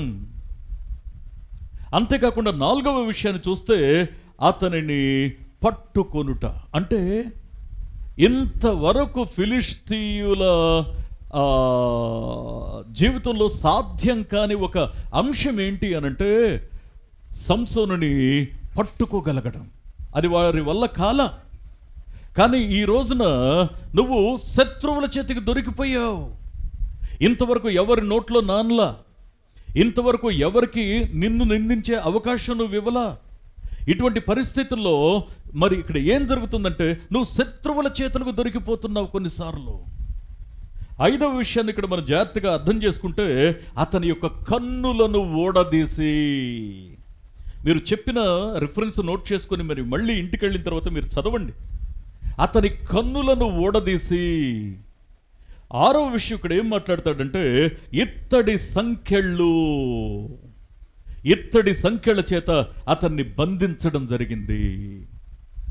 ఇప్పుడు ఏడవ విషయం ఏంటి అంటే ఫిలిష్తీయుల చేతిలో మరి బందీలుగా ఉన్నటువంటి ఈ యొక్క ఇశ్రాయేలీల్ని విడిపించడానికి వచ్చినటువంటి ఈ యొక్క సంసోను ఇప్పుడు బందీ గృహంలో ఉన్నాడు. నీ బాధ్యత ఏమైపోయింది? నీకు అప్పగించబడిన, నిన్ను నమ్మి నీకు అప్పగించబడిన బాధ్యతలో నువ్వు నిజంగా ఏ స్థితిలో ఉన్నావు? నీ వారిని విడిపించగలిగే పరిస్థితిలో ఉన్నావా, లేకపోతే నువ్వే బందీ గృహంలో ఉన్నావా? తర్వాత 8వ విషయాన్ని ఇక్కడ మనం చూస్తే అతడు తిరగలి విసిరే దీనస్థితికి, అంటే తన జీవితం మీద తనకి ఇక మరి నియంత్రణ లేదు, ఇతరుల యొక్క నియంత్రణలో బ్రతుకుతున్నాడు. చాలాసార్లు మన జీవితంలో ఇష్టం లేకపోయినా ఇతరుల కోసం బ్రతుకుతూ ఉంటాం, ఇతరుల ఆధీనంలో బ్రతుకుతూ ఉంటాం, ఇతరుల చెప్పు చేతుల్లో మనం ఒదిగిపోతుంటాం. కొన్నిసార్లు పరిస్థితుల యొక్క ప్రభావానికి గాలికి చెదరగొట్టబడే పొట్టుల గాలి ఎటు తిరిగితే అటు వెళ్ళిపోతూ ఉంటాం మనం. ఇది సంసోను యొక్క శ్రమ. అరే, వాగ్దానం చేయబడినవాడు, నాజీరు చేయబడినవాడు, పరాక్రమము కలిగినవాడు, ఆశీర్వాదాన్ని పొందినవాడు, దేవుని ఆత్మచేత రేపబడుతున్నవాడు, ఇలాంటివాడు ఇలాంటి శ్రమలో ఉండడానికి కారణం ఏంటి? దేవుడు ఎప్పుడైనా అన్యాయం చేస్తాడా అండి? పదే పదే పదే వాక్యం ఏం చెప్తుందంటే దేవుడు అన్యాయం చేయుటకు ఆయన నరమాత్రుడు, అబద్ధము చెప్పడు, అన్యాయము చేయడు. ఎట్టి పరిస్థితుల్లో ఆయన అన్యాయస్తుడు కాదు అని వాక్యం చెప్తా ఉంది. మరి ఇంతకీ సంసోను యొక్క జీవితంలో ఈ శ్రమ కలగడానికి గల కారణం ఏంటి? ఒకటి, సంసోను యొక్క శ్రమ అనేది చూసాం. ఇప్పుడు రెండో విషయాన్ని అర్థం చేసుకునే ప్రయత్నంలో రెండో పాయింట్ ఏంటంటే సంసోను శ్రమకు కారణం ఏంటి? సంసోను శ్రమకు కారణం ఏంటి? ఇక్కడ మనం ఒక విషయాన్ని అర్థం చేసుకోవాలి. సంసోనులో మొదటి విషయం, సంసోనులో ఉన్న ప్రాబ్లం ఏంటంటే ద్విమనస్కుడు, అస్థిరుడు. ఎట్లా అర్థం చేసుకోవాలి? దేవుని ఆత్మచేత ప్రేరేపించబడుతూ ఉంటాడు, దేవుని ఆత్మచేత ప్రేరేపించబడుతూ ఉన్నాడు అని మనం 13వ అధ్యాయము 25వ వచనంలో మనం చూసాం. రేపబడడం, పదే పదే దేవుని ఆత్మచేత రేపబడుతూ ఉంటాడు. రేపబడ్డప్పుడు దేవుడు ఏం చెప్పాడో అది చేసేస్తాడు. ఆ తర్వాత మీరు చూడండి, రెస్ట్ ఆఫ్ ద లైఫ్, మిగతాదంతా తన జీవితాన్ని తనకు నచ్చినట్లు అమర్చుకునే ప్రయత్నం చేస్తాడు. అంటే ఇటు దేవుడు కావాలి, ఇటు లోకము కావాలి. సంసోను యొక్క జీవితాన్ని అంతటిని కూడా మీరు జాగ్రత్తగా అర్థం చేసుకోండి. ఇక్కడ మనం గమనించాల్సింది ఏంటి అంటే సంసోనుకి ఎంత ఇంపార్టెన్స్ దేవుడు ఇచ్చాడు అంటే ఇక్కడ ఈ న్యాయాధిపతుల గ్రంథంలో 4 అధ్యాయాల నిడివి, 4 అధ్యాయాలు, 13, 14, 15, 16 అధ్యాయాల్లో సంసోనును గురించినటువంటి వివరణ వ్రాయబడ్డానికి దేవుడు అనుమతించాడు. ఇక్కడ విషయాన్ని మనం జాగ్రత్తగా అర్థం చేసుకునే ప్రయత్నాన్ని మనం చేస్తే ఇంతకీ ఈ సంసోను శ్రమపడడానికి గల కారణం ఏంటి అంటే అతడు అస్థిరుడు, నిలకడలేనివాడు. ఇటు దేవుడు చెప్పే, అందుకే దీన్ని ఒక తెలుగులో ఒక మాట అంటారు కదా, 2 పడవల మీద కాళ్ళు వేయడం. అంటే ఇక్కడ వాక్యం చెప్తున్నటువంటి సత్యం ఏంటి అనంటే, నేను మళ్ళీ ఈ మాట మీ గమనానికి నేను తీసుకొస్తా ఉన్నాను. యాకోబు పత్రికలో చక్కని మాట ఉంటుంది. యాకోబు పత్రిక 1వ అధ్యాయము అక్కడ 7, 8 వచనాలు కలిసి ఉంటాయి. ఈ మాటను ఒకసారి మనం చూసినట్లయితే, అట్టి మనుష్యుడు ద్విమనస్కుడై తన సమస్త మార్గముల యందు అస్థిరుడు గనుక ఆత్మ చెప్పుచున్న మాట చెవిగలవాడు వినుగాక. కొన్నిసార్లు ఒక చెవినేమో దేవునికి ఇస్తాం, చక్కగా ఇంట్రెస్ట్గా వింటాం, రెండో చెవినేమో లోకానికి ఇస్తాం, అది కూడా ఇంట్రెస్ట్గా వింటాం. దేవునితో స్నేహం చేయడానికి ప్రయత్నిస్తాం, అదే రీతిగా కొన్నిసార్లు దేవుణ్ణి దుఃఖ పెట్టడానికి కూడా వెనకాడం. నేను మళ్ళీ చెప్తున్నాను ఈ మాటని, ఎక్కడ కూడా మరి దేవునితో ఇంత సన్నిహితంగా ఉండి దేవుని కొరకు తాను నాజీరు చేయబడ్డాడన్న విషయం క్షణక్షణం తనకు గుర్తుంటుంది. ఎలా? ఎలా గుర్తుంటుంది తనకి? నాజీరు చేయబడినటువంటి యొక్క అపీరెన్స్ ఉంది కదా, ఈ యొక్క వేలాడుతున్న వెంట్రుకలు ఉన్నాయి కదా, మరి ఆ 7 జడలు నీ శరీరానికి తగులుతూ ఉన్నప్పుడు నీకు అర్థం కావాల్సింది, నువ్వు క్రీస్తు కొరకు ప్రతిష్ఠించబడ్డావు, నువ్వు దేవుని కోసం ప్రతిష్ఠించబడ్డావు, నువ్వు దేవుని కోసం ప్రతిష్ఠించబడ్డావు. ఎందుకు స్పందించటంలా? ఎందుకు అస్థిరంగా ఉంటున్నావు? ఎందుకు ద్విమనస్సు కలిగి ఉంటున్నావు? ఎందుకు 2 మనసుల మధ్య తడబడుతున్నావు? అందుకే ఒకటి, తాను శ్రమపడడానికి కారణం ఏంటి అంటే, ఒకటి ద్విమనస్సు కలిగిన వాడు, అంటే అస్థిరుడు అనే మాటను చూస్తున్నాం. ఇప్పుడు సంసోను శ్రమపడడానికి ఇంకొక రీజన్ ఏంటి అంటే, ఇక్కడ మనం జాగ్రత్తగా చూస్తే అవిధేయుడు అనొచ్చా మాటని తన్ని? అనొచ్చా? ఎస్. ఏ విషయంలో అవిధేయంగా ఉన్నాడు? ఏ విషయంలో అవిధేయంగా ఉన్నాడు అనంటే, వాక్యాన్ని అంగీకరించే విషయంలో, వాక్యానికి అనువుగా అడుగులు వేసే విషయంలో తాను మరి కొన్నిసార్లు నియంత్రించుకోలేకపోయాడు. ఇక్కడ ఒక మాట మీ గమనానికి తీసుకొస్తానండి. న్యాయాధిపతుల గ్రంథం 14వ అధ్యాయము 2-3 వచనాలు ఒకసారి మనం చూసినట్లయితే,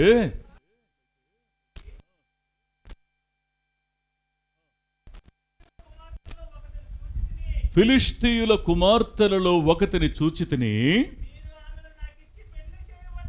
మీరు ఆమెను నాకిచ్చి పెండ్లి చేయవలెనని తన తల్లిదండ్రులతో అనగా, వారు నీ స్వజనుల కుమార్తెలలోనే కాని నా జనులలోనే కాని స్త్రీ లేదనుకుని సున్నతి పొందని ఫిలిష్తీయులలో నుండి కన్యకను తెచ్చుకొనుటకు వెళుచున్నావా? చేసిన తప్పేంటో తెలుసా అండి? అరే, నేను ఒక స్త్రీని చూసాను డాడీ, నువ్వు వెంటనే ఇచ్చి పెళ్లి చేసే నాకు అడగడంలా చెప్తున్నాడు అక్కడ. అంటే అదేంట్రా నువ్వు ఇట్లా మాట్లాడతావు? మన స్వజనుల్లో నీకు బిడ్డలు లేరా? నువ్వెందుకు మరి ఫిలిష్తీయుల కుమార్తెను కోరుకుంటున్నావు? ఎందుకు నువ్వు అలా తప్పు చేస్తున్నావు? నువ్వు చేసేది తప్పు అని అంటే అక్కడ దాని తర్వాత ఏమంటాడు? చదువు నన్ను దాని కంటిన్యూషన్.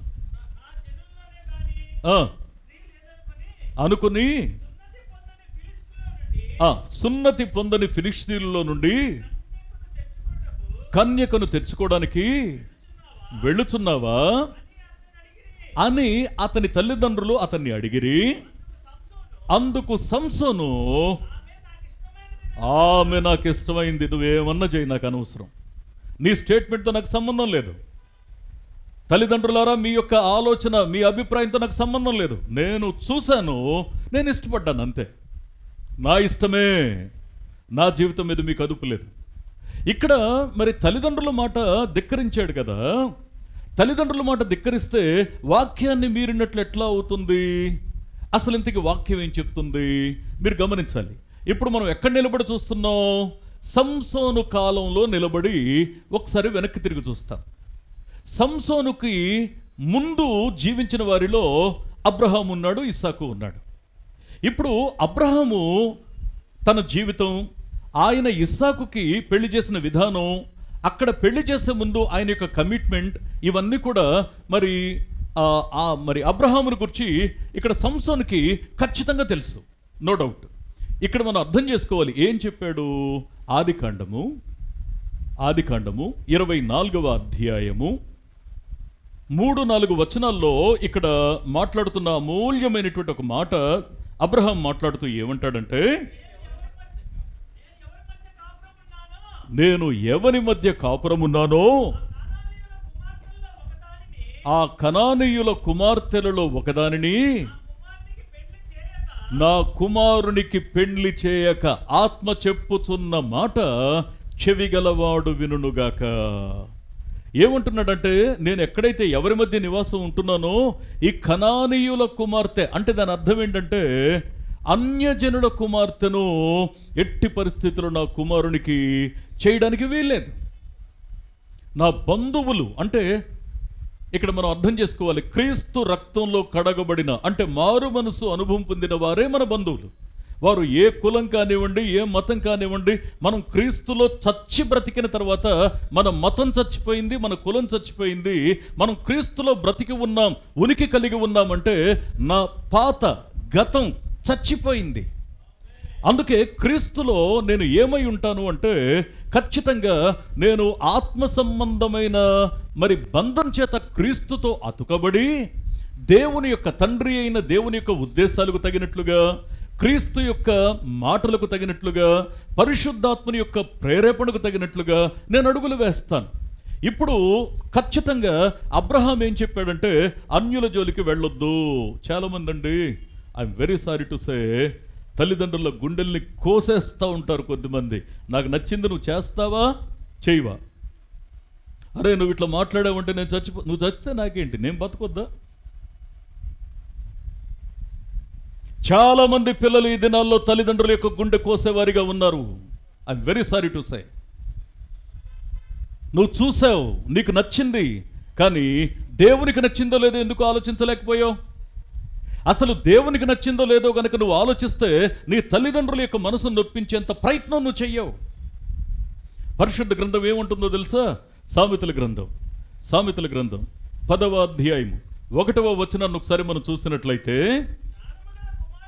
జ్ఞానము గల కుమారుడు తండ్రిని సంతోషపరుచును, బుద్ధి లేని కుమారుడు తల్లికి దుఃఖాన్ని పుట్టిస్తాడు. ఆత్మ చెప్పుచున్న మాట చెవి గలవాడు వినుగాక. దేవుని యొక్క వాక్యం సెలవిస్తున్న సత్యం ఏంటి అంటే లిటరల్లీ మీరు గమనించాలి, సంసోను జీవిస్తున్న సమయానికి వాస్తవానికి అప్పటికే ధర్మశాస్త్రం ఇవ్వబడింది.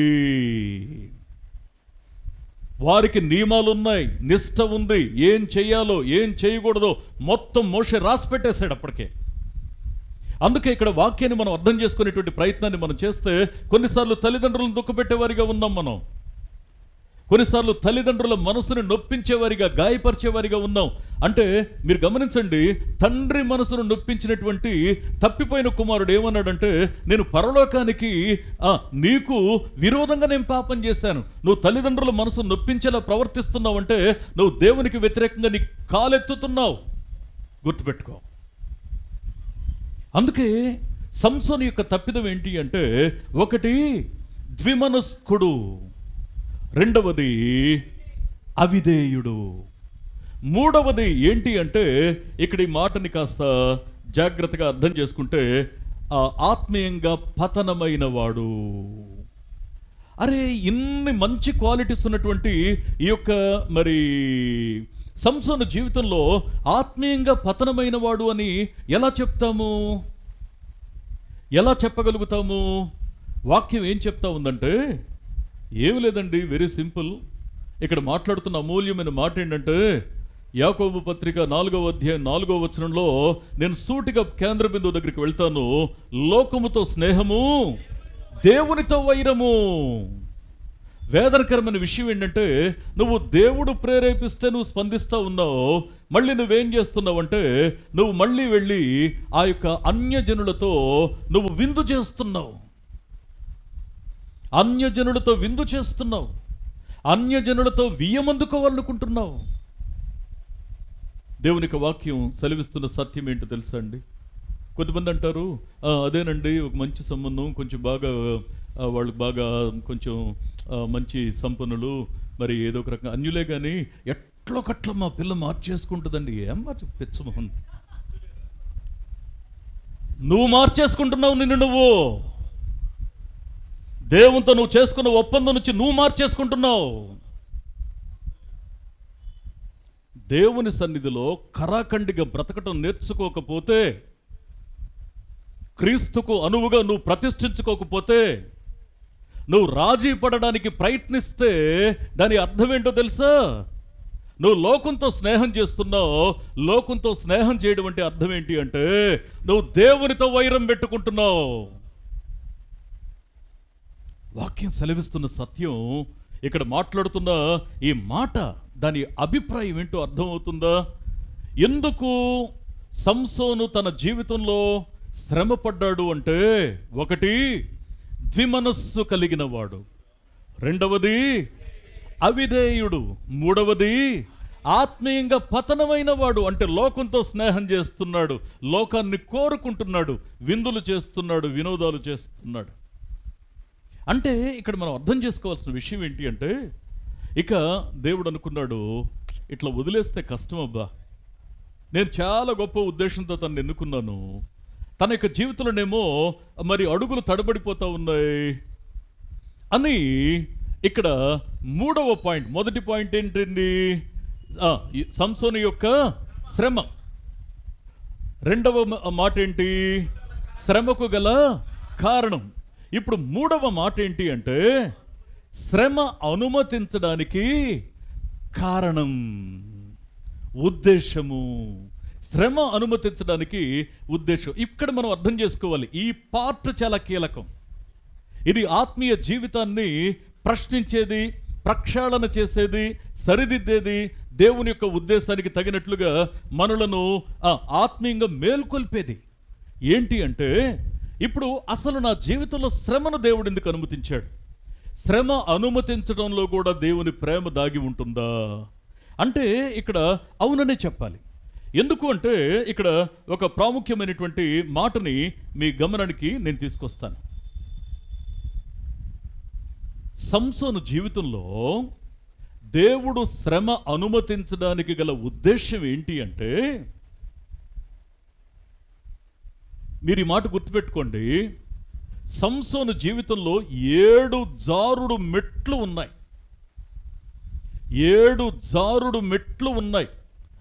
స్లిప్ అయ్యాడు ఒక చోట, కనీసం మరి సెటరేట్ అయ్యి మళ్ళీ చేతులెత్తి ప్రార్థించుంటే, మోకరించి ప్రార్థించుంటే అక్కడితోనే సెటరేట్ అయిపోయేవాడు. మళ్ళీ వెంటనే రెండోది, తన యొక్క జీవితంలో చొరబడకుండా కాపాడుకోగలిగేవాడు. ఇక్కడ జాగ్రత్తగా వాక్యాన్ని అర్థం చేసుకునే ప్రయత్నాన్ని మనం చేస్తే, మీరు ఇక్కడ చూడండి, ఏంటి 7 జారుడు మెట్లు అంటే జాగ్రత్తగా వింటూ మనం ముందుకు వెళదాం. న్యాయాధిపతుల గ్రంథంలో 14వ అధ్యాయము 2-3 వచనాలు మనం చూడక్కర్లేదు, కానీ ఇందాక చదువుకున్నాం ఈ మాటని. ఈ 2-3 వచనాల్లో అన్య స్త్రీని కోరుకోవడం, దేవునికి ఇష్టం లేనటువంటి ఒక పని చేయడానికి నీ సొంత నిర్ణయాలు నువ్వు తీసుకోవడం, అసలు ఇది దేవుని చిత్తమా? అసలు దేనికోసం నేను ఏర్పరచబడ్డాను? దేనికోసం దేవుడు నన్ను మరి ప్రతిష్ఠించుకున్నాడు? దేనికోసం నేను నాజీరు చేయబడ్డాను? అసలు ఆలోచించకుండా ఏ ఫిలిష్తీయులతో నువ్వు యుద్ధం చేయాలో ఆ ఫిలిష్తీయుల కుమార్తెలలో ఒకతను నువ్వు ఆశించడం, ఇది మొదటి జారుడు మెట్టు. రెండవది, నాజీరు చేయబడినటువంటి జీవితంలో ఇంకొక రూల్ చూసాం మనం ఇందాక. ఏంటది? మద్యం తాగకూడదు, తల మీదకి క్షవరం చేయకూడదు, మూడవ శవమును ముట్టకూడదు. ఈ థర్డ్ పాయింట్ గుర్తుపెట్టుకోండి.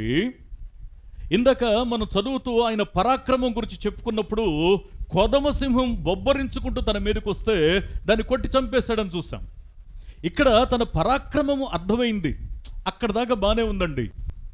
కానీ మళ్ళీ తను తిరిగి వెళ్తున్నప్పుడు అక్కడికి వచ్చేసరికి మరి ఆ చచ్చిపోయిన, తాను కొడితే చచ్చిపోయినటువంటి ఆ యొక్క సింహం అక్కడ దాని యొక్క కళేబరం పడుంది. కళేబరం పడుంటే ఆ చచ్చిపోయి చీల్చిపారేశాడుగా, నోరాన్ తెరుచుకొని పడుంది. అది దాని నోట్లో అక్కడ తేనె తట్టు పెట్టడం చూశాడు. అప్పుడు వెంటనే ఏం చేశాడంటే, ఆ యొక్క కళేబరం దగ్గరికి వెళ్ళి దాన్ని చక్కగా ఓపెన్ చేసుకొని లోపలున్న తేనె తట్టును బయటికి తీసి ఆ కళేబరంలో ఉన్నటువంటి తేనెను తాను తీసుకుంటూ తన తల్లిదండ్రులకు ఇచ్చాడు. అంటే రెండవ జారుడు మెట్టు ఏంటంటే, నువ్వు దేనితో తాత్కాలికంగా నిన్ను తృప్తిపరుచుకోవాలనుకుంటున్నావో అక్కడ నీ నిష్ట పాడైపోతుంది, గుర్తుపెట్టుకో.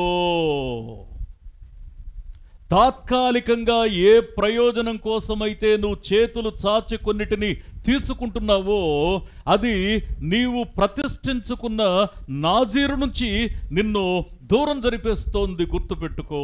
నువ్వు కళేబరాన్ని ముట్టకూడదు కదా, నువ్వెందుకు ముట్టావు? ఆ సింహం జోలికి ఎందుకు వెళ్ళావు?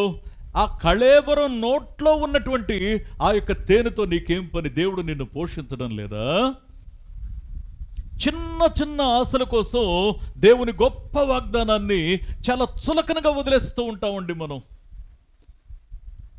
ఇది రెండవ జారుడు మెట్టు. మూడవ జారుడు మెట్టు ఏంటో తెలుసా అండి? ఈ భాగాన్ని రెండవ జారుడు మెట్టు దగ్గర మీరు తర్వాత చూసుకోండి. 14వ అధ్యాయం, న్యాయాధిపతులు 14వ అధ్యాయం 8-9 వచనాలు మీరు చూడండి. మూడవ జారుడు మెట్టు ఏంటి అంటే అదే 14వ అధ్యాయం 10వ వచనం దగ్గర అక్కడ తను ఏం చేస్తాడంటే విందు చేస్తాడు. ఎవరికి? ఫిలిష్తీయులకి విందు చేస్తాడు. అన్యజనులతో నీకు సాంగత్యం ఏంటి? అన్యజనుల విందులో ఖచ్చితంగా ఏముంటాయండి? ఖచ్చితంగా ఉంటుంది. మత్తుకు సంబంధించిన అంశాలు ఉంటాయి, అల్లరుంటుంది, కేకలుంటాయి, పిచ్చి పిచ్చి మాటలుంటాయి. ఆ పరిస్థితుల్లో నువ్వు విందు చేయడానికి ఎందుకో తెలుసా? నీ మొదటి మిస్టేక్ నిన్ను అక్కడ దాకా తీసుకెళ్ళింది. నువ్వు అన్య స్త్రీని చేసుకోవాలనుకున్నావు కాబట్టి నువ్వు ఇక్కడ రాజీ పడిపోయావు. వారికి విందు చేయడం మరి ఖచ్చితంగా ఇది ఫిలిష్తీయుల యొక్క ఆనవాయితీ. నువ్వు ఫిలిష్తీయుల యొక్క ఆనవాయితీని ఫాలో అవుతున్నావు. కొన్నిసార్లు నీ యొక్క ఆత్మీయ భక్తి నిష్టను దాటి చెయ్యకూడని కొన్ని పనులు చేయడానికి నువ్వు తెగిస్తున్నావు. ఇది మరి సంసోను యొక్క మూడవ జారుడు మెట్టు.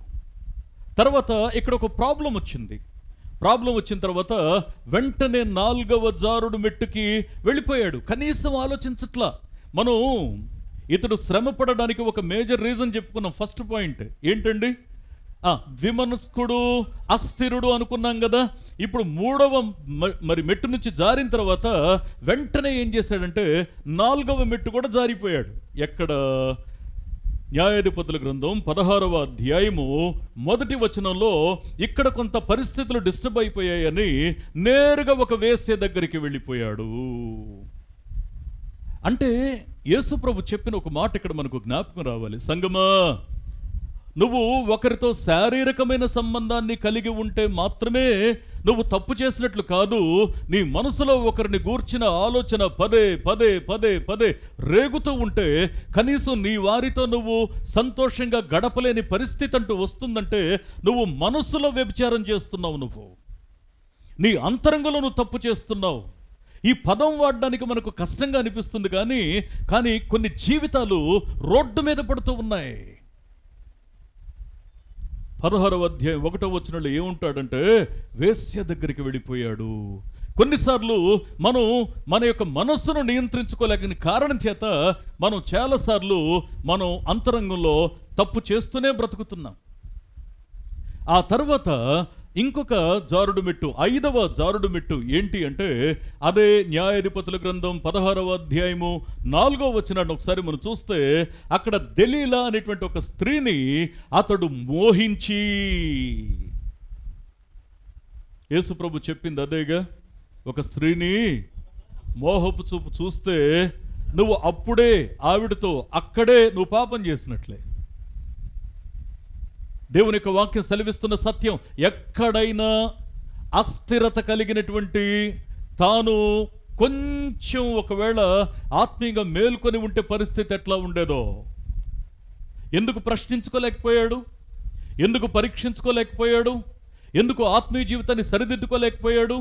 దేవుని వాక్యాన్ని మనం జాగ్రత్తగా అర్థం చేసుకునే ప్రయత్నాన్ని మనం చేస్తే ఎందుకు శ్రమను దేవుడు అనుమతించాడు అంటే ఇక తన యొక్క జీవితం పతనమవుతూ ఉంది. ఎన్ని జారుడు మెట్లు చూసాం మనం? 5 జారుడు మెట్లు చూసాం. దీన్ని మించిన ఇంకొక విచిత్రమైన విషయం చెప్పున 6వ జారుడు మెట్టు ఏంటి అంటే ఆ స్త్రీ అంటే దెలీలా తన్ని విసిగించి విసిగించి విసిగించి నీ బలం ఎక్కడుందో చెప్పు చెప్పు చెప్పు అంటే అదే న్యాయాధిపతుల గ్రంథం 16వ అధ్యాయం 16వ వచనంలో అతడు ప్రాణము విసికి చావగోరి, నాజీరు చేయబడినవాడా, వాగ్దానం చేత పుట్టినవాడా, పరాక్రమము దేవుని ద్వారా పొందుకున్నవాడా, ఆశీర్వదించబడినవాడా, చావడానికైనా సిద్ధపడుతున్నావు, కానీ అసలు ఈ స్థితి వరకు నన్ను నేను ఎందుకు పతనం చేసుకున్నాను అని ఎందుకు ఆలోచించలేకపోయావు? అందుకే వాక్యాన్ని మనం జాగ్రత్తగా అర్థం చేసుకునేటువంటి ప్రయత్నాన్ని మనం చేస్తే, అతడు ప్రాణము విసికి చావకోరి ఎందుకు కనీసం నువ్వు ఆలోచించలేకపోయావు? ఇది 6వ మెట్టు. కొందరి యొక్క జీవితంలో వారు చావనన్నా చేస్తారు, కానీ జీవితాన్ని చక్కదిద్దుకోవడానికి లేదా జారిపోతున్న స్థితిని గమనించడానికి ప్రయత్నం చేయడంలా. 7వ మెట్టు ఏంటి అంటే, 7వ జారుడు మెట్టు అదే న్యాయాధిపతుల గ్రంథం 16వ అధ్యాయము 19వ వచనాన్ని మనం చూస్తే, అక్కడ అతని యొక్క తలకు మరి మంగళకత్తి పడింది, ఆ 7 జడలు క్షవరం చేయబడ్డాయి. అక్కడ జరిగిన విషయం ఏంటంటే, అతని బలము అతనిని విడిచిపోయింది, తొలగిపోయింది. ఇప్పుడు బలము తొలగిపోవడానికి కారణం ఏంటి చెప్పాలండి? బలం తొలగిపోవడానికి కారణం ఏంటి అంటే, ఇప్పుడు బలం దేంట్లో ఉంది అంటే ఇక్కడ మనం గమనించాల్సింది ఏంటంటే, వెంట్రుకల్లో బలం ఉండదండి, వెంట్రుకల్లో అభిషేకం ఉండదండి.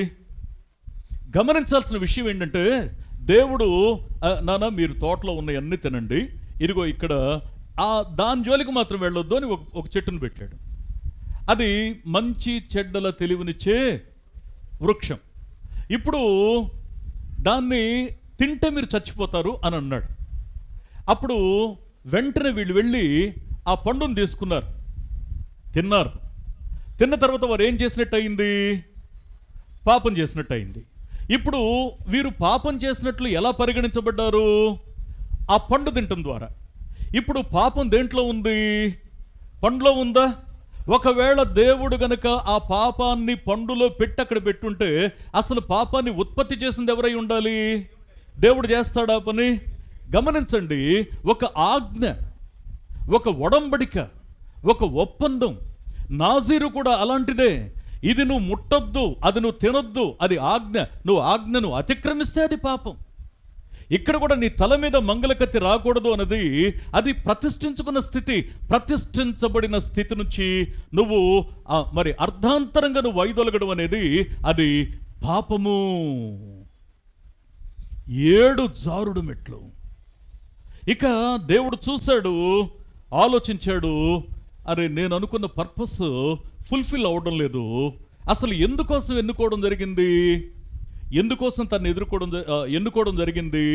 మరి వాగ్దానమే కానీ, నాజీరే కానీ, పరాక్రమాన్ని ఇవ్వడమే కానీ, ఆశీర్వాదాన్ని ఇవ్వడమే కానీ, లేకపోతే ఆత్మచేత రేపడమే కానీ, ఇవన్నీ దేనికోసం చేయబడింది అంటే, మీరు న్యాయాధిపతుల గ్రంథం 13వ అధ్యాయం 1వ వచనంలో అక్కడ ఫిలిష్తీయులు ఇశ్రాయేలీయులకి పెద్ద సమస్య అయిపోయారు.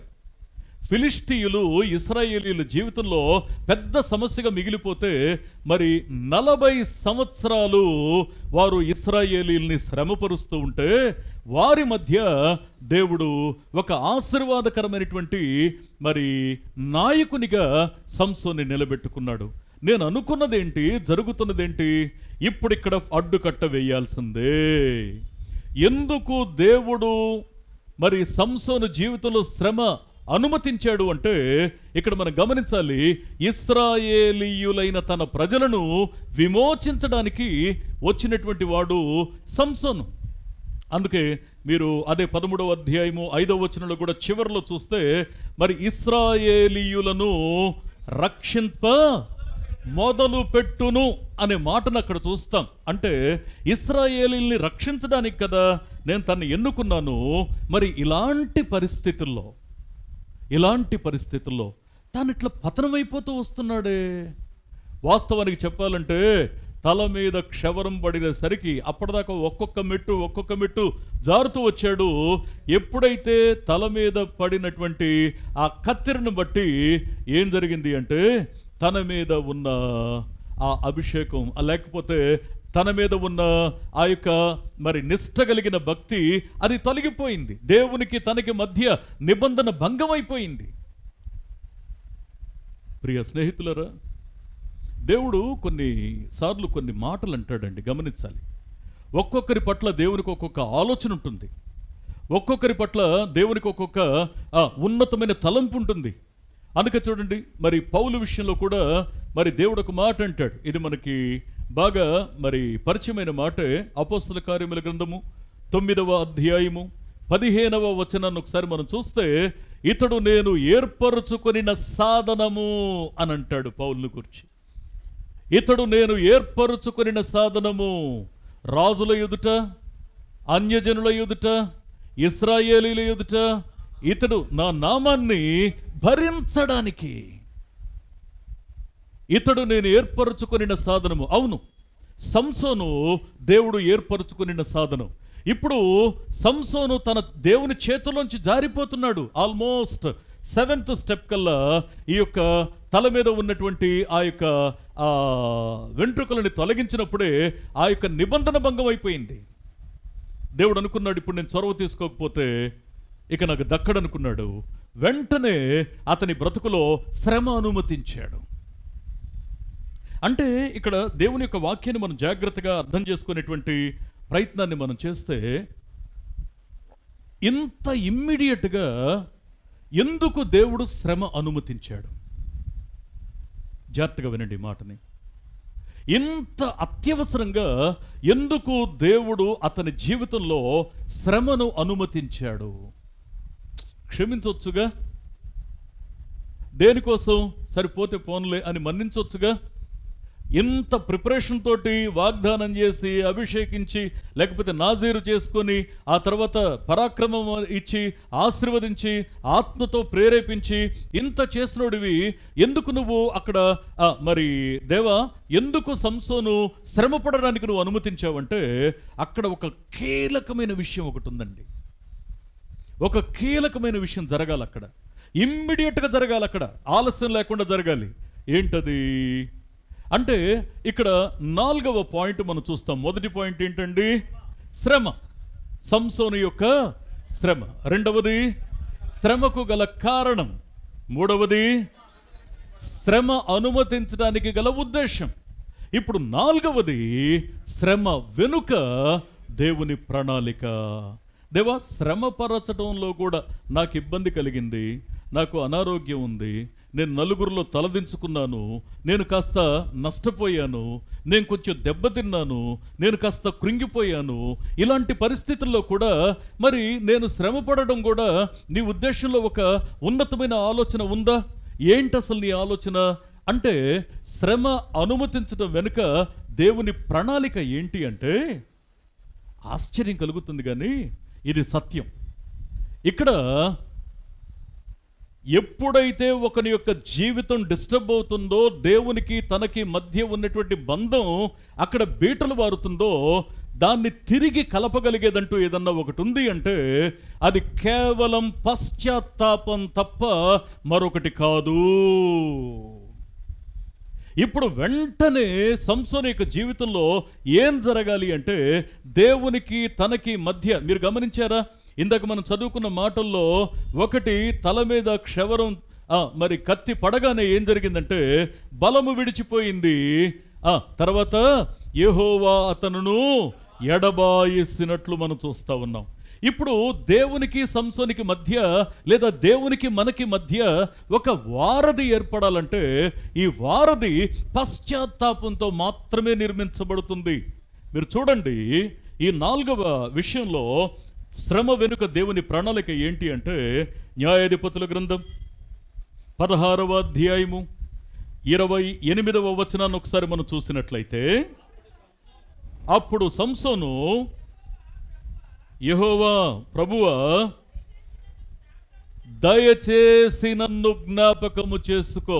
అయ్యా, 7 మెట్లు జారిపోతున్నప్పుడు దేవా అని అనలేదే, ప్రభువా అని అనలేదే. ఇప్పుడు ఏమంటున్నాడంటే, అయ్యా నువ్వు నన్ను జ్ఞాపకం చేసుకో. అసలు నిన్ను ఎప్పుడు మర్చిపోయాడు ఆయన? నువ్వు మర్చిపోయావు కానీ. దయచేసి నన్ను జ్ఞాపకం చేసుకో అంటే ఇక్కడ గమనించాల్సిన విషయం ఏంటి అంటే, ఒక తన పిల్లలకు దేవుడిచ్చే యాక్సెస్ ఏంటి అంటే, తన పిల్లలు తప్పు చేశారని తెలుసు, ఆయన దండించి తీరుతాడు. దండించడం వెనుక ఉన్న ఉద్దేశం ఏంటి అంటే, వారిలో పశ్చాత్తాపం కలిగించడానికి. ఎందుకు పశ్చాత్తాపం అంటే, వారు పరివర్తన చెందడానికి. ఎందుకు పరివర్తన చెందాలంటే వారు తిరిగి దేవునితో సంబంధం కలిగి ఉండడానికి. ఇక్కడ మాట్లాడుతున్న అమూల్యమైన మాట ఏంటి అంటే, దయచేసి నన్ను జ్ఞాపకము చేసుకొనుము దేవా, దయచేసి ఈసారి మాత్రమే నన్ను బలపరచుము. ఆత్మ చెప్పుచున్న మాట చెవిగలవాడు వినుగాక.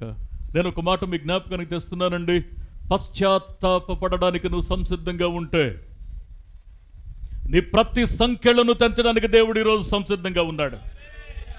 పశ్చాత్తాపడడానికి నువ్వు సంసిద్ధంగా ఉంటే, నువ్వు ఎక్కడ తలదించుకున్నావో అక్కడ తిరిగి తలెత్తుకొనేలా చేసేయడానికి ఆ ప్రభు నీతో సిద్ధంగా ఉన్నాడు. నీ కొరకు ఆయన నమ్మకంగా ఆయన అడుగులు వేయడానికి సంసిద్ధంగా ఉన్నాడు. నేను ఇంకో మాట కూడా మీ గమనానికి నేను తీసుకొస్తా ఉన్నాను. పశ్చాత్తాపడాలి. దానికోసం మనసు పరితపించాలి. అయ్యా, నాకేంటి ఇలా జరిగింది, నాకేంటి ఇట్లా జరుగుతుంది, ఇప్పుడు నేను ఏం చేయాలి? అది కాదు నువ్వు చేయాల్సింది. దేవుని సన్నిధిలో నన్ను జ్ఞాపకం చేసుకో, ఈసారి మాత్రమే నన్ను బలపరచు అని దేవుని యొక్క సన్నిధిలో చేసిన తప్పును గూర్చి పశ్చాత్తాపడ అవసరం. అందుకే ఇక్కడ యోవేలు గ్రంథంలో ఒక మాట మనం చూస్తాం. 2వ అధ్యాయం 12వ వచనాన్ని ఒకసారి మనం చూస్తే, ఇప్పుడైనను అంటాడు. ఆత్మ చెప్పుచున్న మాట చెవిగలవాడు వినుగాక. ఇప్పుడైనను అంటే అర్థం ఏంటంటే, ఎప్పుడో చేయాల్సింది పని నువ్వు చాలా ఆలస్యం చేసావు, నీ జీవితాన్ని చాలా డ్యామేజ్ చేసుకున్నావు. కొంతమంది ప్రశ్నిస్తారు, ఎందుకు నువ్వు అట్లా కృంగిపోతున్నావు, ఎందుకు అట్లా నిలబడలేకపోతున్నావు, ఎందుకు పాడైపోతున్నావు, ఎందుకు నీ అవకాశాలని చేజారిపోతున్నాయి, ఎందుకు నీ బ్రతుకులో నువ్వు నిలదొక్కుకోలేకపోతున్నావు అంటే దీనికి జవాబు ఏంటి అంటే, నువ్వు ఎప్పుడో పశ్చాత్తాపడాలి. ఇప్పటిదాకా నువ్వు జాప్యం చేసుకుంటూ వస్తున్నావు. కనీసం ఇప్పుడైనను మీరు ఉపవాసముండి కన్నీరు విడుచుచు దుఃఖించుచు మనఃపూర్వకముగా తిరిగి నా యొద్దకు రండి. అంటే ఒకప్పుడు నా యొద్ద ఉన్న బిడ్డవే, ఒకప్పుడు నాతో సహవాసం చేసిన బిడ్డవే, ఒకప్పుడు నా కోసం బ్రతికిన వ్యక్తివే, ఒకప్పుడు నా కోసం బ్రతకడానికి తపించిన వ్యక్తివే. కానీ ఏం జరుగుతుందంటే, నువ్వు చాలా దూరం వెళ్ళిపోయావు, నాకు అందనంత దూరం. తిరిగి నిన్ను దక్కించుకోవడానికి నేను చేసిన పని ఏంటి అంటే, శ్రమ నిన్ను పశ్చాత్తాపంలోకి నడిపిస్తే, పశ్చాత్తాపం మనిద్దరం సమాధాన పడడానికి కారణమైతే, మనిద్దరం సమాధాన పడిన తర్వాత నీ యుద్ధాలు నేను చేస్తానంటాడు ఆయన. దేవుని యొక్క వాక్యం సెలవిస్తూ ఉన్నటువంటి సత్యం ఏంటి అనంటే, పశ్చాత్తాపడాలండి. నేను వేదంతో ఒక మాట చెప్పనా, యోనా పశ్చాత్తాపడ్డాడు, తిరిగి దేవుని ప్రణాళికలోకి వచ్చాడు. యాకోబు పశ్చాత్తాపడ్డాడు, అతడు ఒక గోత్రానికి మరి ముఖ్యుడయ్యాడు. 12 మంది గోత్రికులు తన గర్భవాసం నుంచి రాజులు రావడానికి అతడు కారకుడయ్యాడు. దావీదు దేవునితో పశ్చాత్తాపడ్డాడు. దేవుని యొక్క సన్నిధిలో పశ్చాత్తాపడిన కారణం చేత అతనిని బట్టి తరువాతి తరం ఆశీర్వదించబడింది. దేవుడు అనుకున్న ఉన్నత స్థితికి అతడు హెచ్చించబడ్డాడు అని మనం కొంత నేర్చుకున్నాం. ఇంకొక మాట మీకు జ్ఞాపకం చేయనా, సుంకరి పశ్చాత్తాపడ్డాడండి. సుంకరి పశ్చాత్తాపడ్డాన్ని యేసుప్రభు ఈ ఉపమానం చెప్తూ, దేవుని తట్టు చూడడానికి కూడా ధైర్యం చాలక గుండెలు బాదుకుంటూ, అయ్యా పాపినైనా నన్ను క్షమించు అని మాత్రమే అక్కడ నమోదు చేశాడు. నేను మాట చెప్పనా, ఎంత ఘోర పాపినైనా క్షమించడానికి ఆయన సంసిద్ధంగా ఉన్నాడు.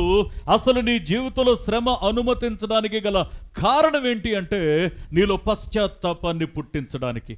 నీలో పశ్చాత్తాపాన్ని పుట్టించే ఉద్దేశం ఏంటంటే, నువ్వు దేవునితో సమాధాన పడడానికి ఆయన ఒక ద్వారం తెరిచాడు అని అర్థం. నువ్వు శ్రమలో ఉన్నప్పుడు ఈ విషయాన్ని గుర్తుపెట్టుకో. పరిశుద్ధ గ్రంథం సెలవిస్తూ ఉన్నటువంటి సత్యం ఏంటి అంటే, పశ్చాత్తాపడి. అందుకే మనం ఈ మాట మనం చూస్తాం. 2వ దినవృత్తాంతాల గ్రంథము 33వ అధ్యాయము అక్కడ 12వ వచనాన్ని మనం చూస్తే, మనష్షే పశ్చాత్తాపడ్డాన్ని గురించి అక్కడ మాట్లాడి అక్కడ వాడిన అమూల్యమైనటువంటి పదం ఏంటంటే, అతడు శ్రమలో ఉన్నప్పుడు. ఎప్పుడైనా మీరు శ్రమలో ఉన్నప్పుడు, ఇబ్బందులు ఉన్నప్పుడు మీ స్నేహితుల దగ్గరికి వెళ్ళండి, మీ బంధువుల దగ్గరికి వెళ్ళండి, మీ రక్త సంబంధం దగ్గరికి వెళ్ళండి, వాళ్ళు ఏముంటారు తెలుసా? మొదటి మాట, ఇప్పుడు గుర్తొచ్చాను నేను, అయ్యింది బాగా, ఒకప్పుడు నేను పలకరిస్తే కూడా పలకుండా తలబిరుస్తనంగా వెళ్ళావుగా, పో అని, నువ్వు పతనమైన తర్వాత చితికిపోయిన తర్వాత వచ్చావని నీకు సహాయం చేయకపోగా నిన్ను హేళన చేయడానికి వారు టైం తీసుకుంటారు, గుంపు కూడుతూ ఉంటారు. కానీ దేవుడు చేసే పనేంటో తెలుసా అండి? నువ్వు క్షమించమని అడగడానికి నీ మనసులో నువ్వు అనుకుంటే, అందుకే దావీదు భక్తుడు అంటాడు, నేను నా దోషమును నీ సన్నిధిలో ఒప్పుకొందును అనుకుంటుని, ఈ లోపే నువ్వు నా దోషాన్ని క్షమించి వేశావు. అందుకే ఇక్కడ సంసోను దేవుని యొక్క సన్నిధిలో వేదనతో ప్రార్థిస్తున్నాడు, దయతో నన్ను జ్ఞాపకం చేసుకో ప్రభు, నువ్వు తప్ప నాకు ఇంకెవ్వరు లేరు. నువ్వు కన్నీరు కార్చి దేవుని సన్నిధిలో ప్రార్థించడానికి, పశ్చాత్తాపడడానికి ఒకవేళ నువ్వు సంసిద్ధంగా ఉంటే, ఎట్టి పరిస్థితుల్లో దేవుడు నిన్ను విడిపించడానికి ఆయన జాప్యం చేయడు, ఆలస్యం చేయడు. అందుకే ఇక్కడ చూడండి, ఎప్పుడైతే పశ్చాత్తాపడ్డ వెంటనే న్యాయాధిపతుల గ్రంథం 16వ అధ్యాయము 30వ వచనం దగ్గరికి వచ్చినప్పుడు అక్కడ ఏమని మాట్లాడతాడంటే, నేనును ఫిలిష్తీయులను చనిపోదుముగాక అని చెప్పి బలముతో వంగినప్పుడు ఆ గుడి ఆ సర్దారుల మీదను దానిలోనున్న జనులందరి మీద పడటం జరిగింది. ఆత్మ చెప్పుచున్న మాట చెవిగలవాడు వినుగాక. మీరు గమనించాలి, ఒక విషయాన్ని మీరు గమనించాలి. ఇప్పుడు సంసోను యొక్క జీవితాన్ని మనం చూస్తున్నామంటే, ఇది మనం క్రొనాలజీ ప్రకారంగా ఇక్కడి నుంచి, ఈ రోజు నుంచి, ఈ 2024 సంవత్సరం దగ్గర నుంచి సుమారు 3000 సంవత్సరాలు వెనక్కి వెళ్ళి చూస్తున్నాం అనేది గుర్తుపెట్టుకోవాలి. సుమారు 3000 సంవత్సరాలు వెనక్కి వెళ్ళి చూస్తున్నాం అని మనం గుర్తుపెట్టుకోవాలి. ఇప్పుడు 3000 సంవత్సరాల క్రితం తన ప్రజల్ని వారు కాపాడుకోవడానికి ఒక నాయకుడు ఉండేవాడు. ఆ నాయకుని యొక్క ధర్మం ఏంటంటే శత్రువుల్ని హతమార్చి తన వారిని కాపాడుకోవటం. ఇది యుద్ధ నీతి. మరి ఒక సమూహాన్ని, తన జనాంగాన్ని కాపాడుకోవడానికి ఆయా నాయకులు చేసేటువంటి కామన్ థింగ్ ఇది. ఇక్కడ సంసోను కూడా చేసినటువంటి పని అదే. ఇక్కడ తను చేసిన పని ఏంటి అంటే, ఇక్కడ తర్వాత ఒక మాట ఉంటుంది. ఏముంటుందంటే, అతడు మరి ఆ గుడి వాళ్ళందరి మీద పడ్డప్పుడు మరణకాలమున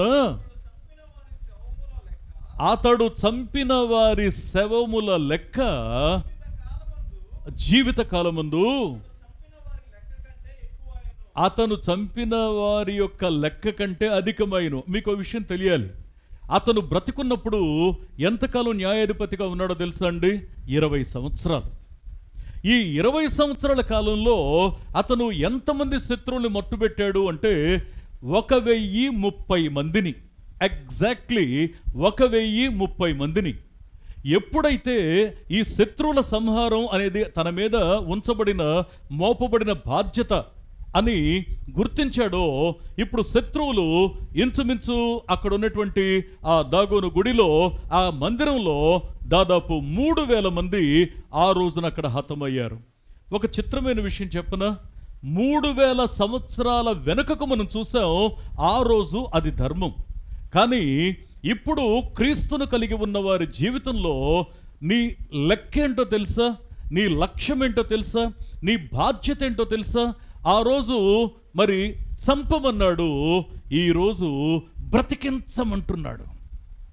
ఆధ్యాత్మికంగా నా రెస్పాన్సిబిలిటీ ఏంటి అంటే, నువ్వు క్రీస్తు కొరకు నాజీరు చేయబడిన తర్వాత నేను చేయాల్సింది ఏంటి అంటే, లోకానుసారంగా చచ్చిన స్థితిలోనూ ఆత్మీయంగా బ్రతికి ఉన్న స్థితిలోనూ మన జీవితాలు ఉండాలి.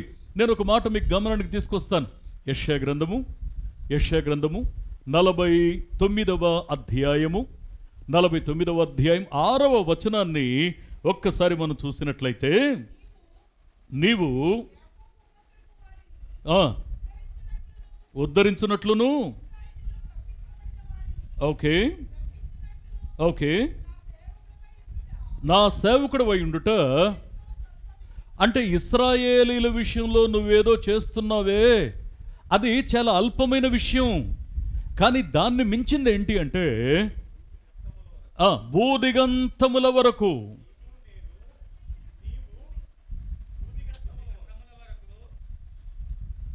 భూదిగంతముల వరకు చూడండి, భూదిగంతముల వరకు నీవు నేను కలుగ చేయు రక్షణకు. గట్టిగా చప్పట్లు కొడుతూ దేవుని మహింపరుద్దాం ఒకసారి. భూదిగంతముల వరకు. దేవునికి ఆలోచన ఏంటో తెలుసా?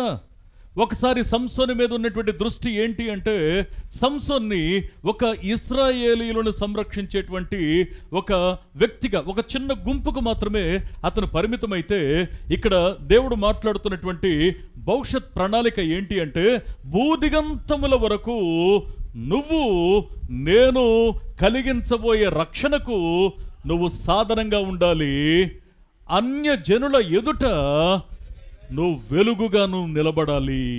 ఇది దేవుని యొక్క ఆలోచన. ఇతరులు రక్షించబడడానికి, ఇతరులు మార్పు చెందడానికి నాజీరు చేయబడినటువంటి అలాంటి జీవితాన్ని కలిగి ఉన్న సమర్పించబడిన క్రైస్తవ బిడ్డల యొక్క బ్రతికేంటంటే ఇతరుల యొక్క జీవితాన్ని బ్రతికించాలి. అందుకే మీరు తీసి చూడక్కర్లేదు కానీ సామెతల గ్రంథము 24వ అధ్యాయము 11వ వచనంలో అక్కడ మాట్లాడిన మాట ఏంటి అంటే, నాశనమందు పడుటకు చూసారా అక్కడ మాట్లాడిన మాట?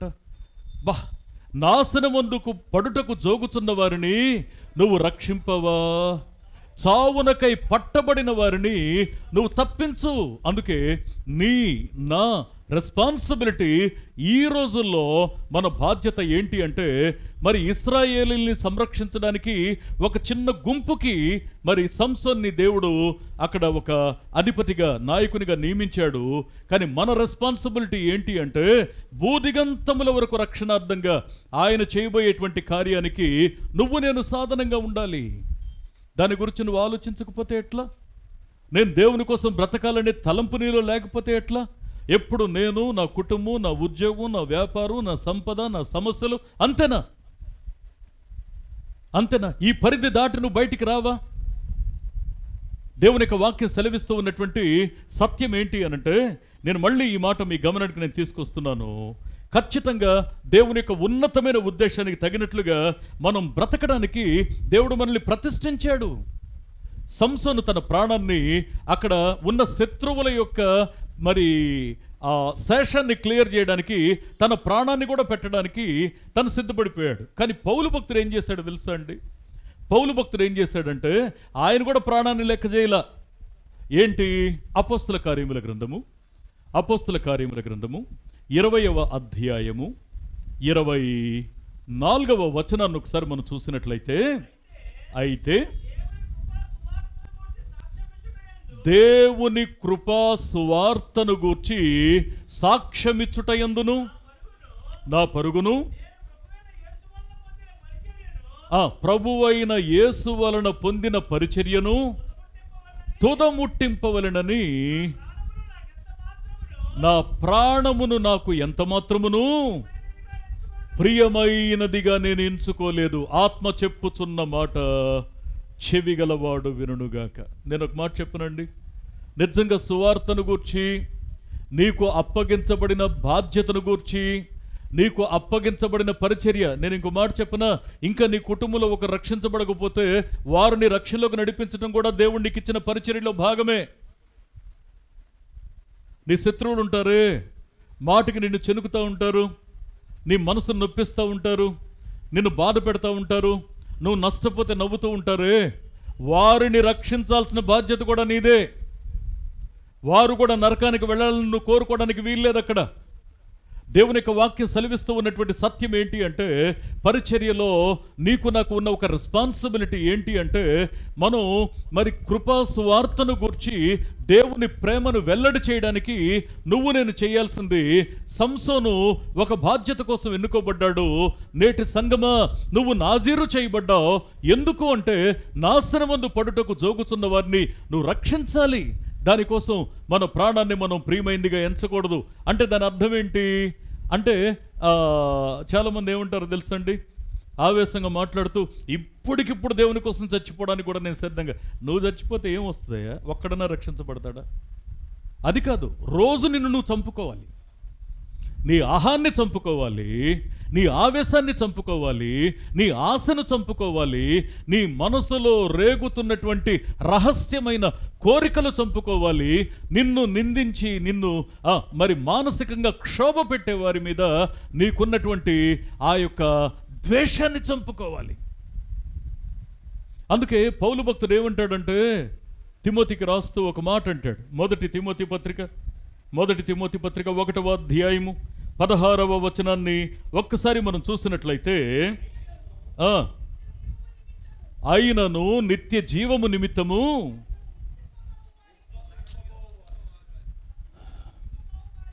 తనను విశ్వసింపబో వారికి నేను మాదిరిగా ఉండులాగున యేసుక్రీస్తు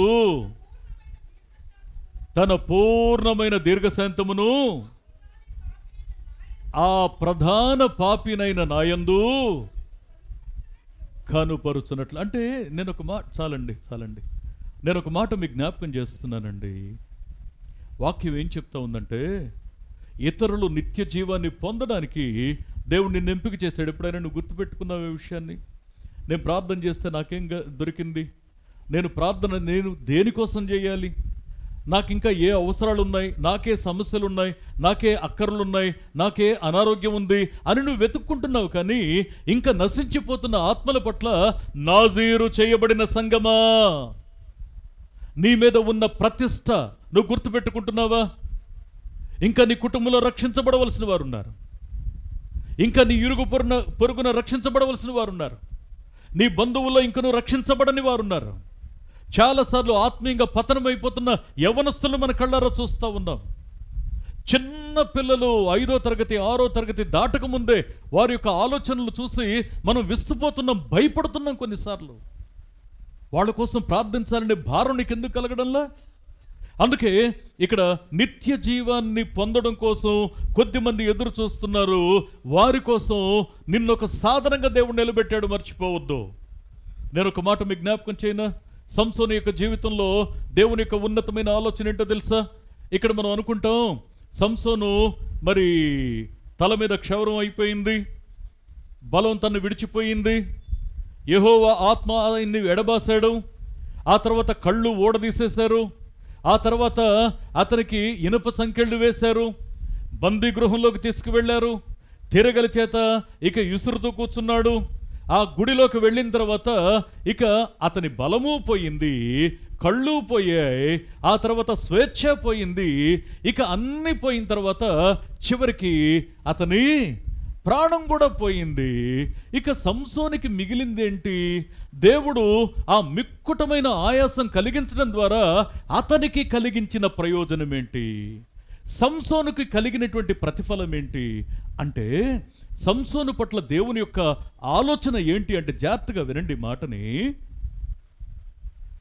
3000 సంవత్సరాల తరువాత కూడా సంసోను యొక్క జీవితం విశ్వాసులకు మరి మాదిరి చూపేలా ఉండాలి అన్న ఉద్దేశంతో హెబ్రీ పత్రిక 11వ అధ్యాయము 32, 33 వచనాలు ఒక్కసారి మనం చూసినట్లయితే, ఇకను ఏమి చెప్పుదును, గిద్యోను, బారాకు, సంసోను, యొఫ్తా, దావీదు, సమూయేలు వారిని గూర్చియు ప్రవక్తలను గూర్చియు వివరించడానికి సమయం చాలదు అన్న లిస్ట్లో సంసోను గురించి మాట్లాడాడు. ఇప్పుడు ఈ గ్రూప్ ఆఫ్ పీపుల్ గురించి అక్కడ 33వ వచనంలో ఒక స్టేట్మెంట్ చెప్పాడు. ఏమన్నాడు? వారు విశ్వాసము ద్వారా రాజ్యములను జయించారు, నీతి కార్యములను జరిగించారు, వాగ్దానములను పొందారు. గట్టిగా చప్పట్లు కొడుతూ దేవుని మహింపరుద్దాం ఒకసారి.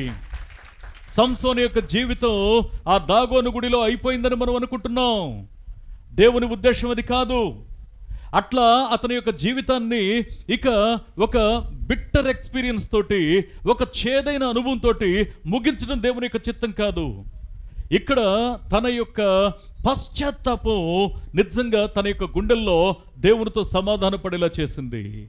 ఎప్పుడైతే దేవునితో సమాధాన పడ్డాడో దేవుడు అతన్ని అక్కడ కూడా ఆ చివరి నిమిషంలో కూడా వాడుకున్నాడు. అఫ్కోర్స్ తను అక్కడ చనిపోయాడా లేదా అన్న విషయం ఇక్కడ మనం చూస్తున్నాం. తను చనిపోయాడు, ఇట్స్ ఓకే. కానీ పౌలు భక్తుడు కూడా అన్నాడు, అసలు నేను కూడా నా ప్రాణాన్ని లెక్క చేయటం లేదయ్యా అని అన్నాడు. ఎందుకు అంటే రక్షించబడవలసిన వారి కోసం నేను మాదిరిగా బ్రతుకుతున్నాను అని అన్నాడు. ఇంతకీ సంసోను యొక్క జీవితాన్ని ఎందుకు శ్రమపరిచి అతని జీవితాన్ని పాపం వైపు నుంచి పరిశుద్ధత వైపుకి, పశ్చాత్తాపం వైపుకి మళ్ళించాడు అనంటే, తరువాతి తరానికి సంసోను విశ్వాసం కలిగిన వీరుడని చాటి చెప్పుకోవడానికి.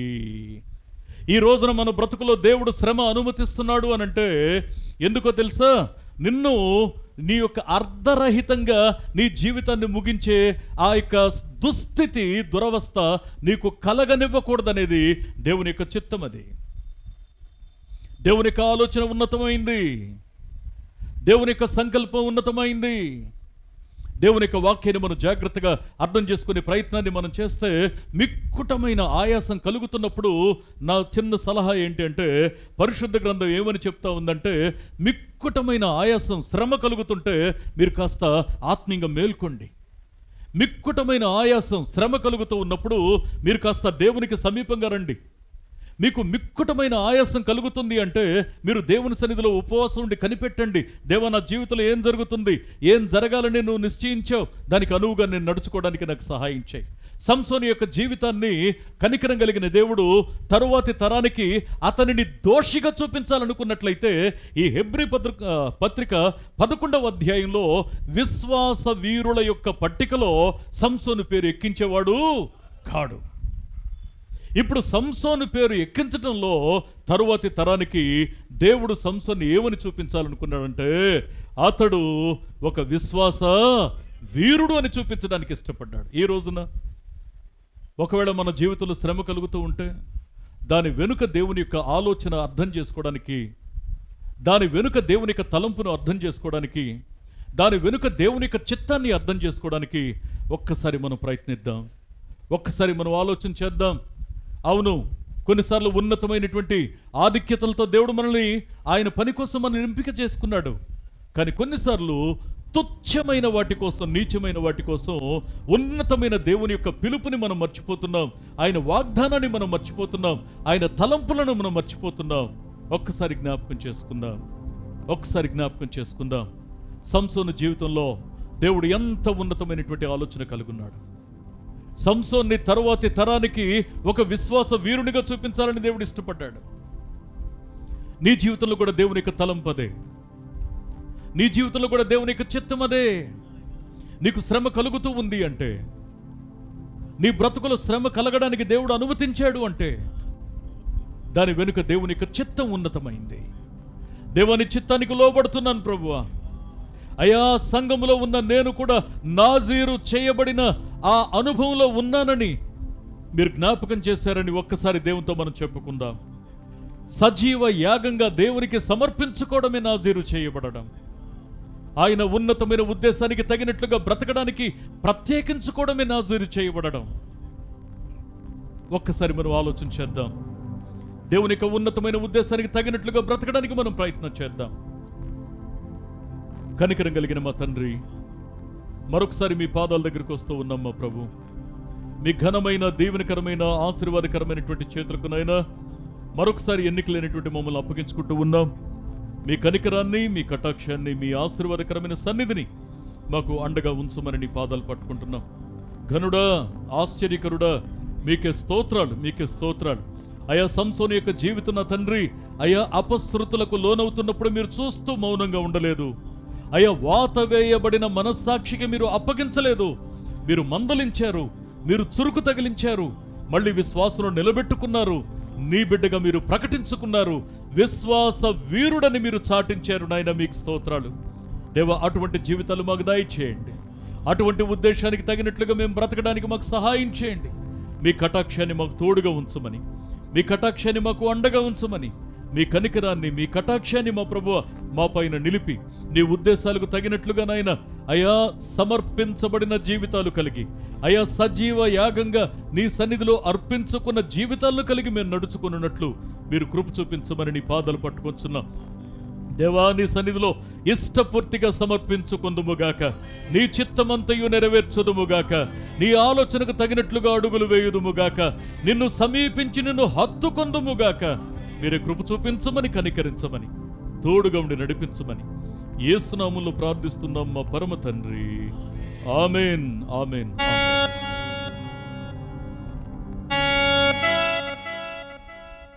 ఓకే, ఈ సమయంలో ఒక పాట పాడుతుండగా దేవునికి మనకు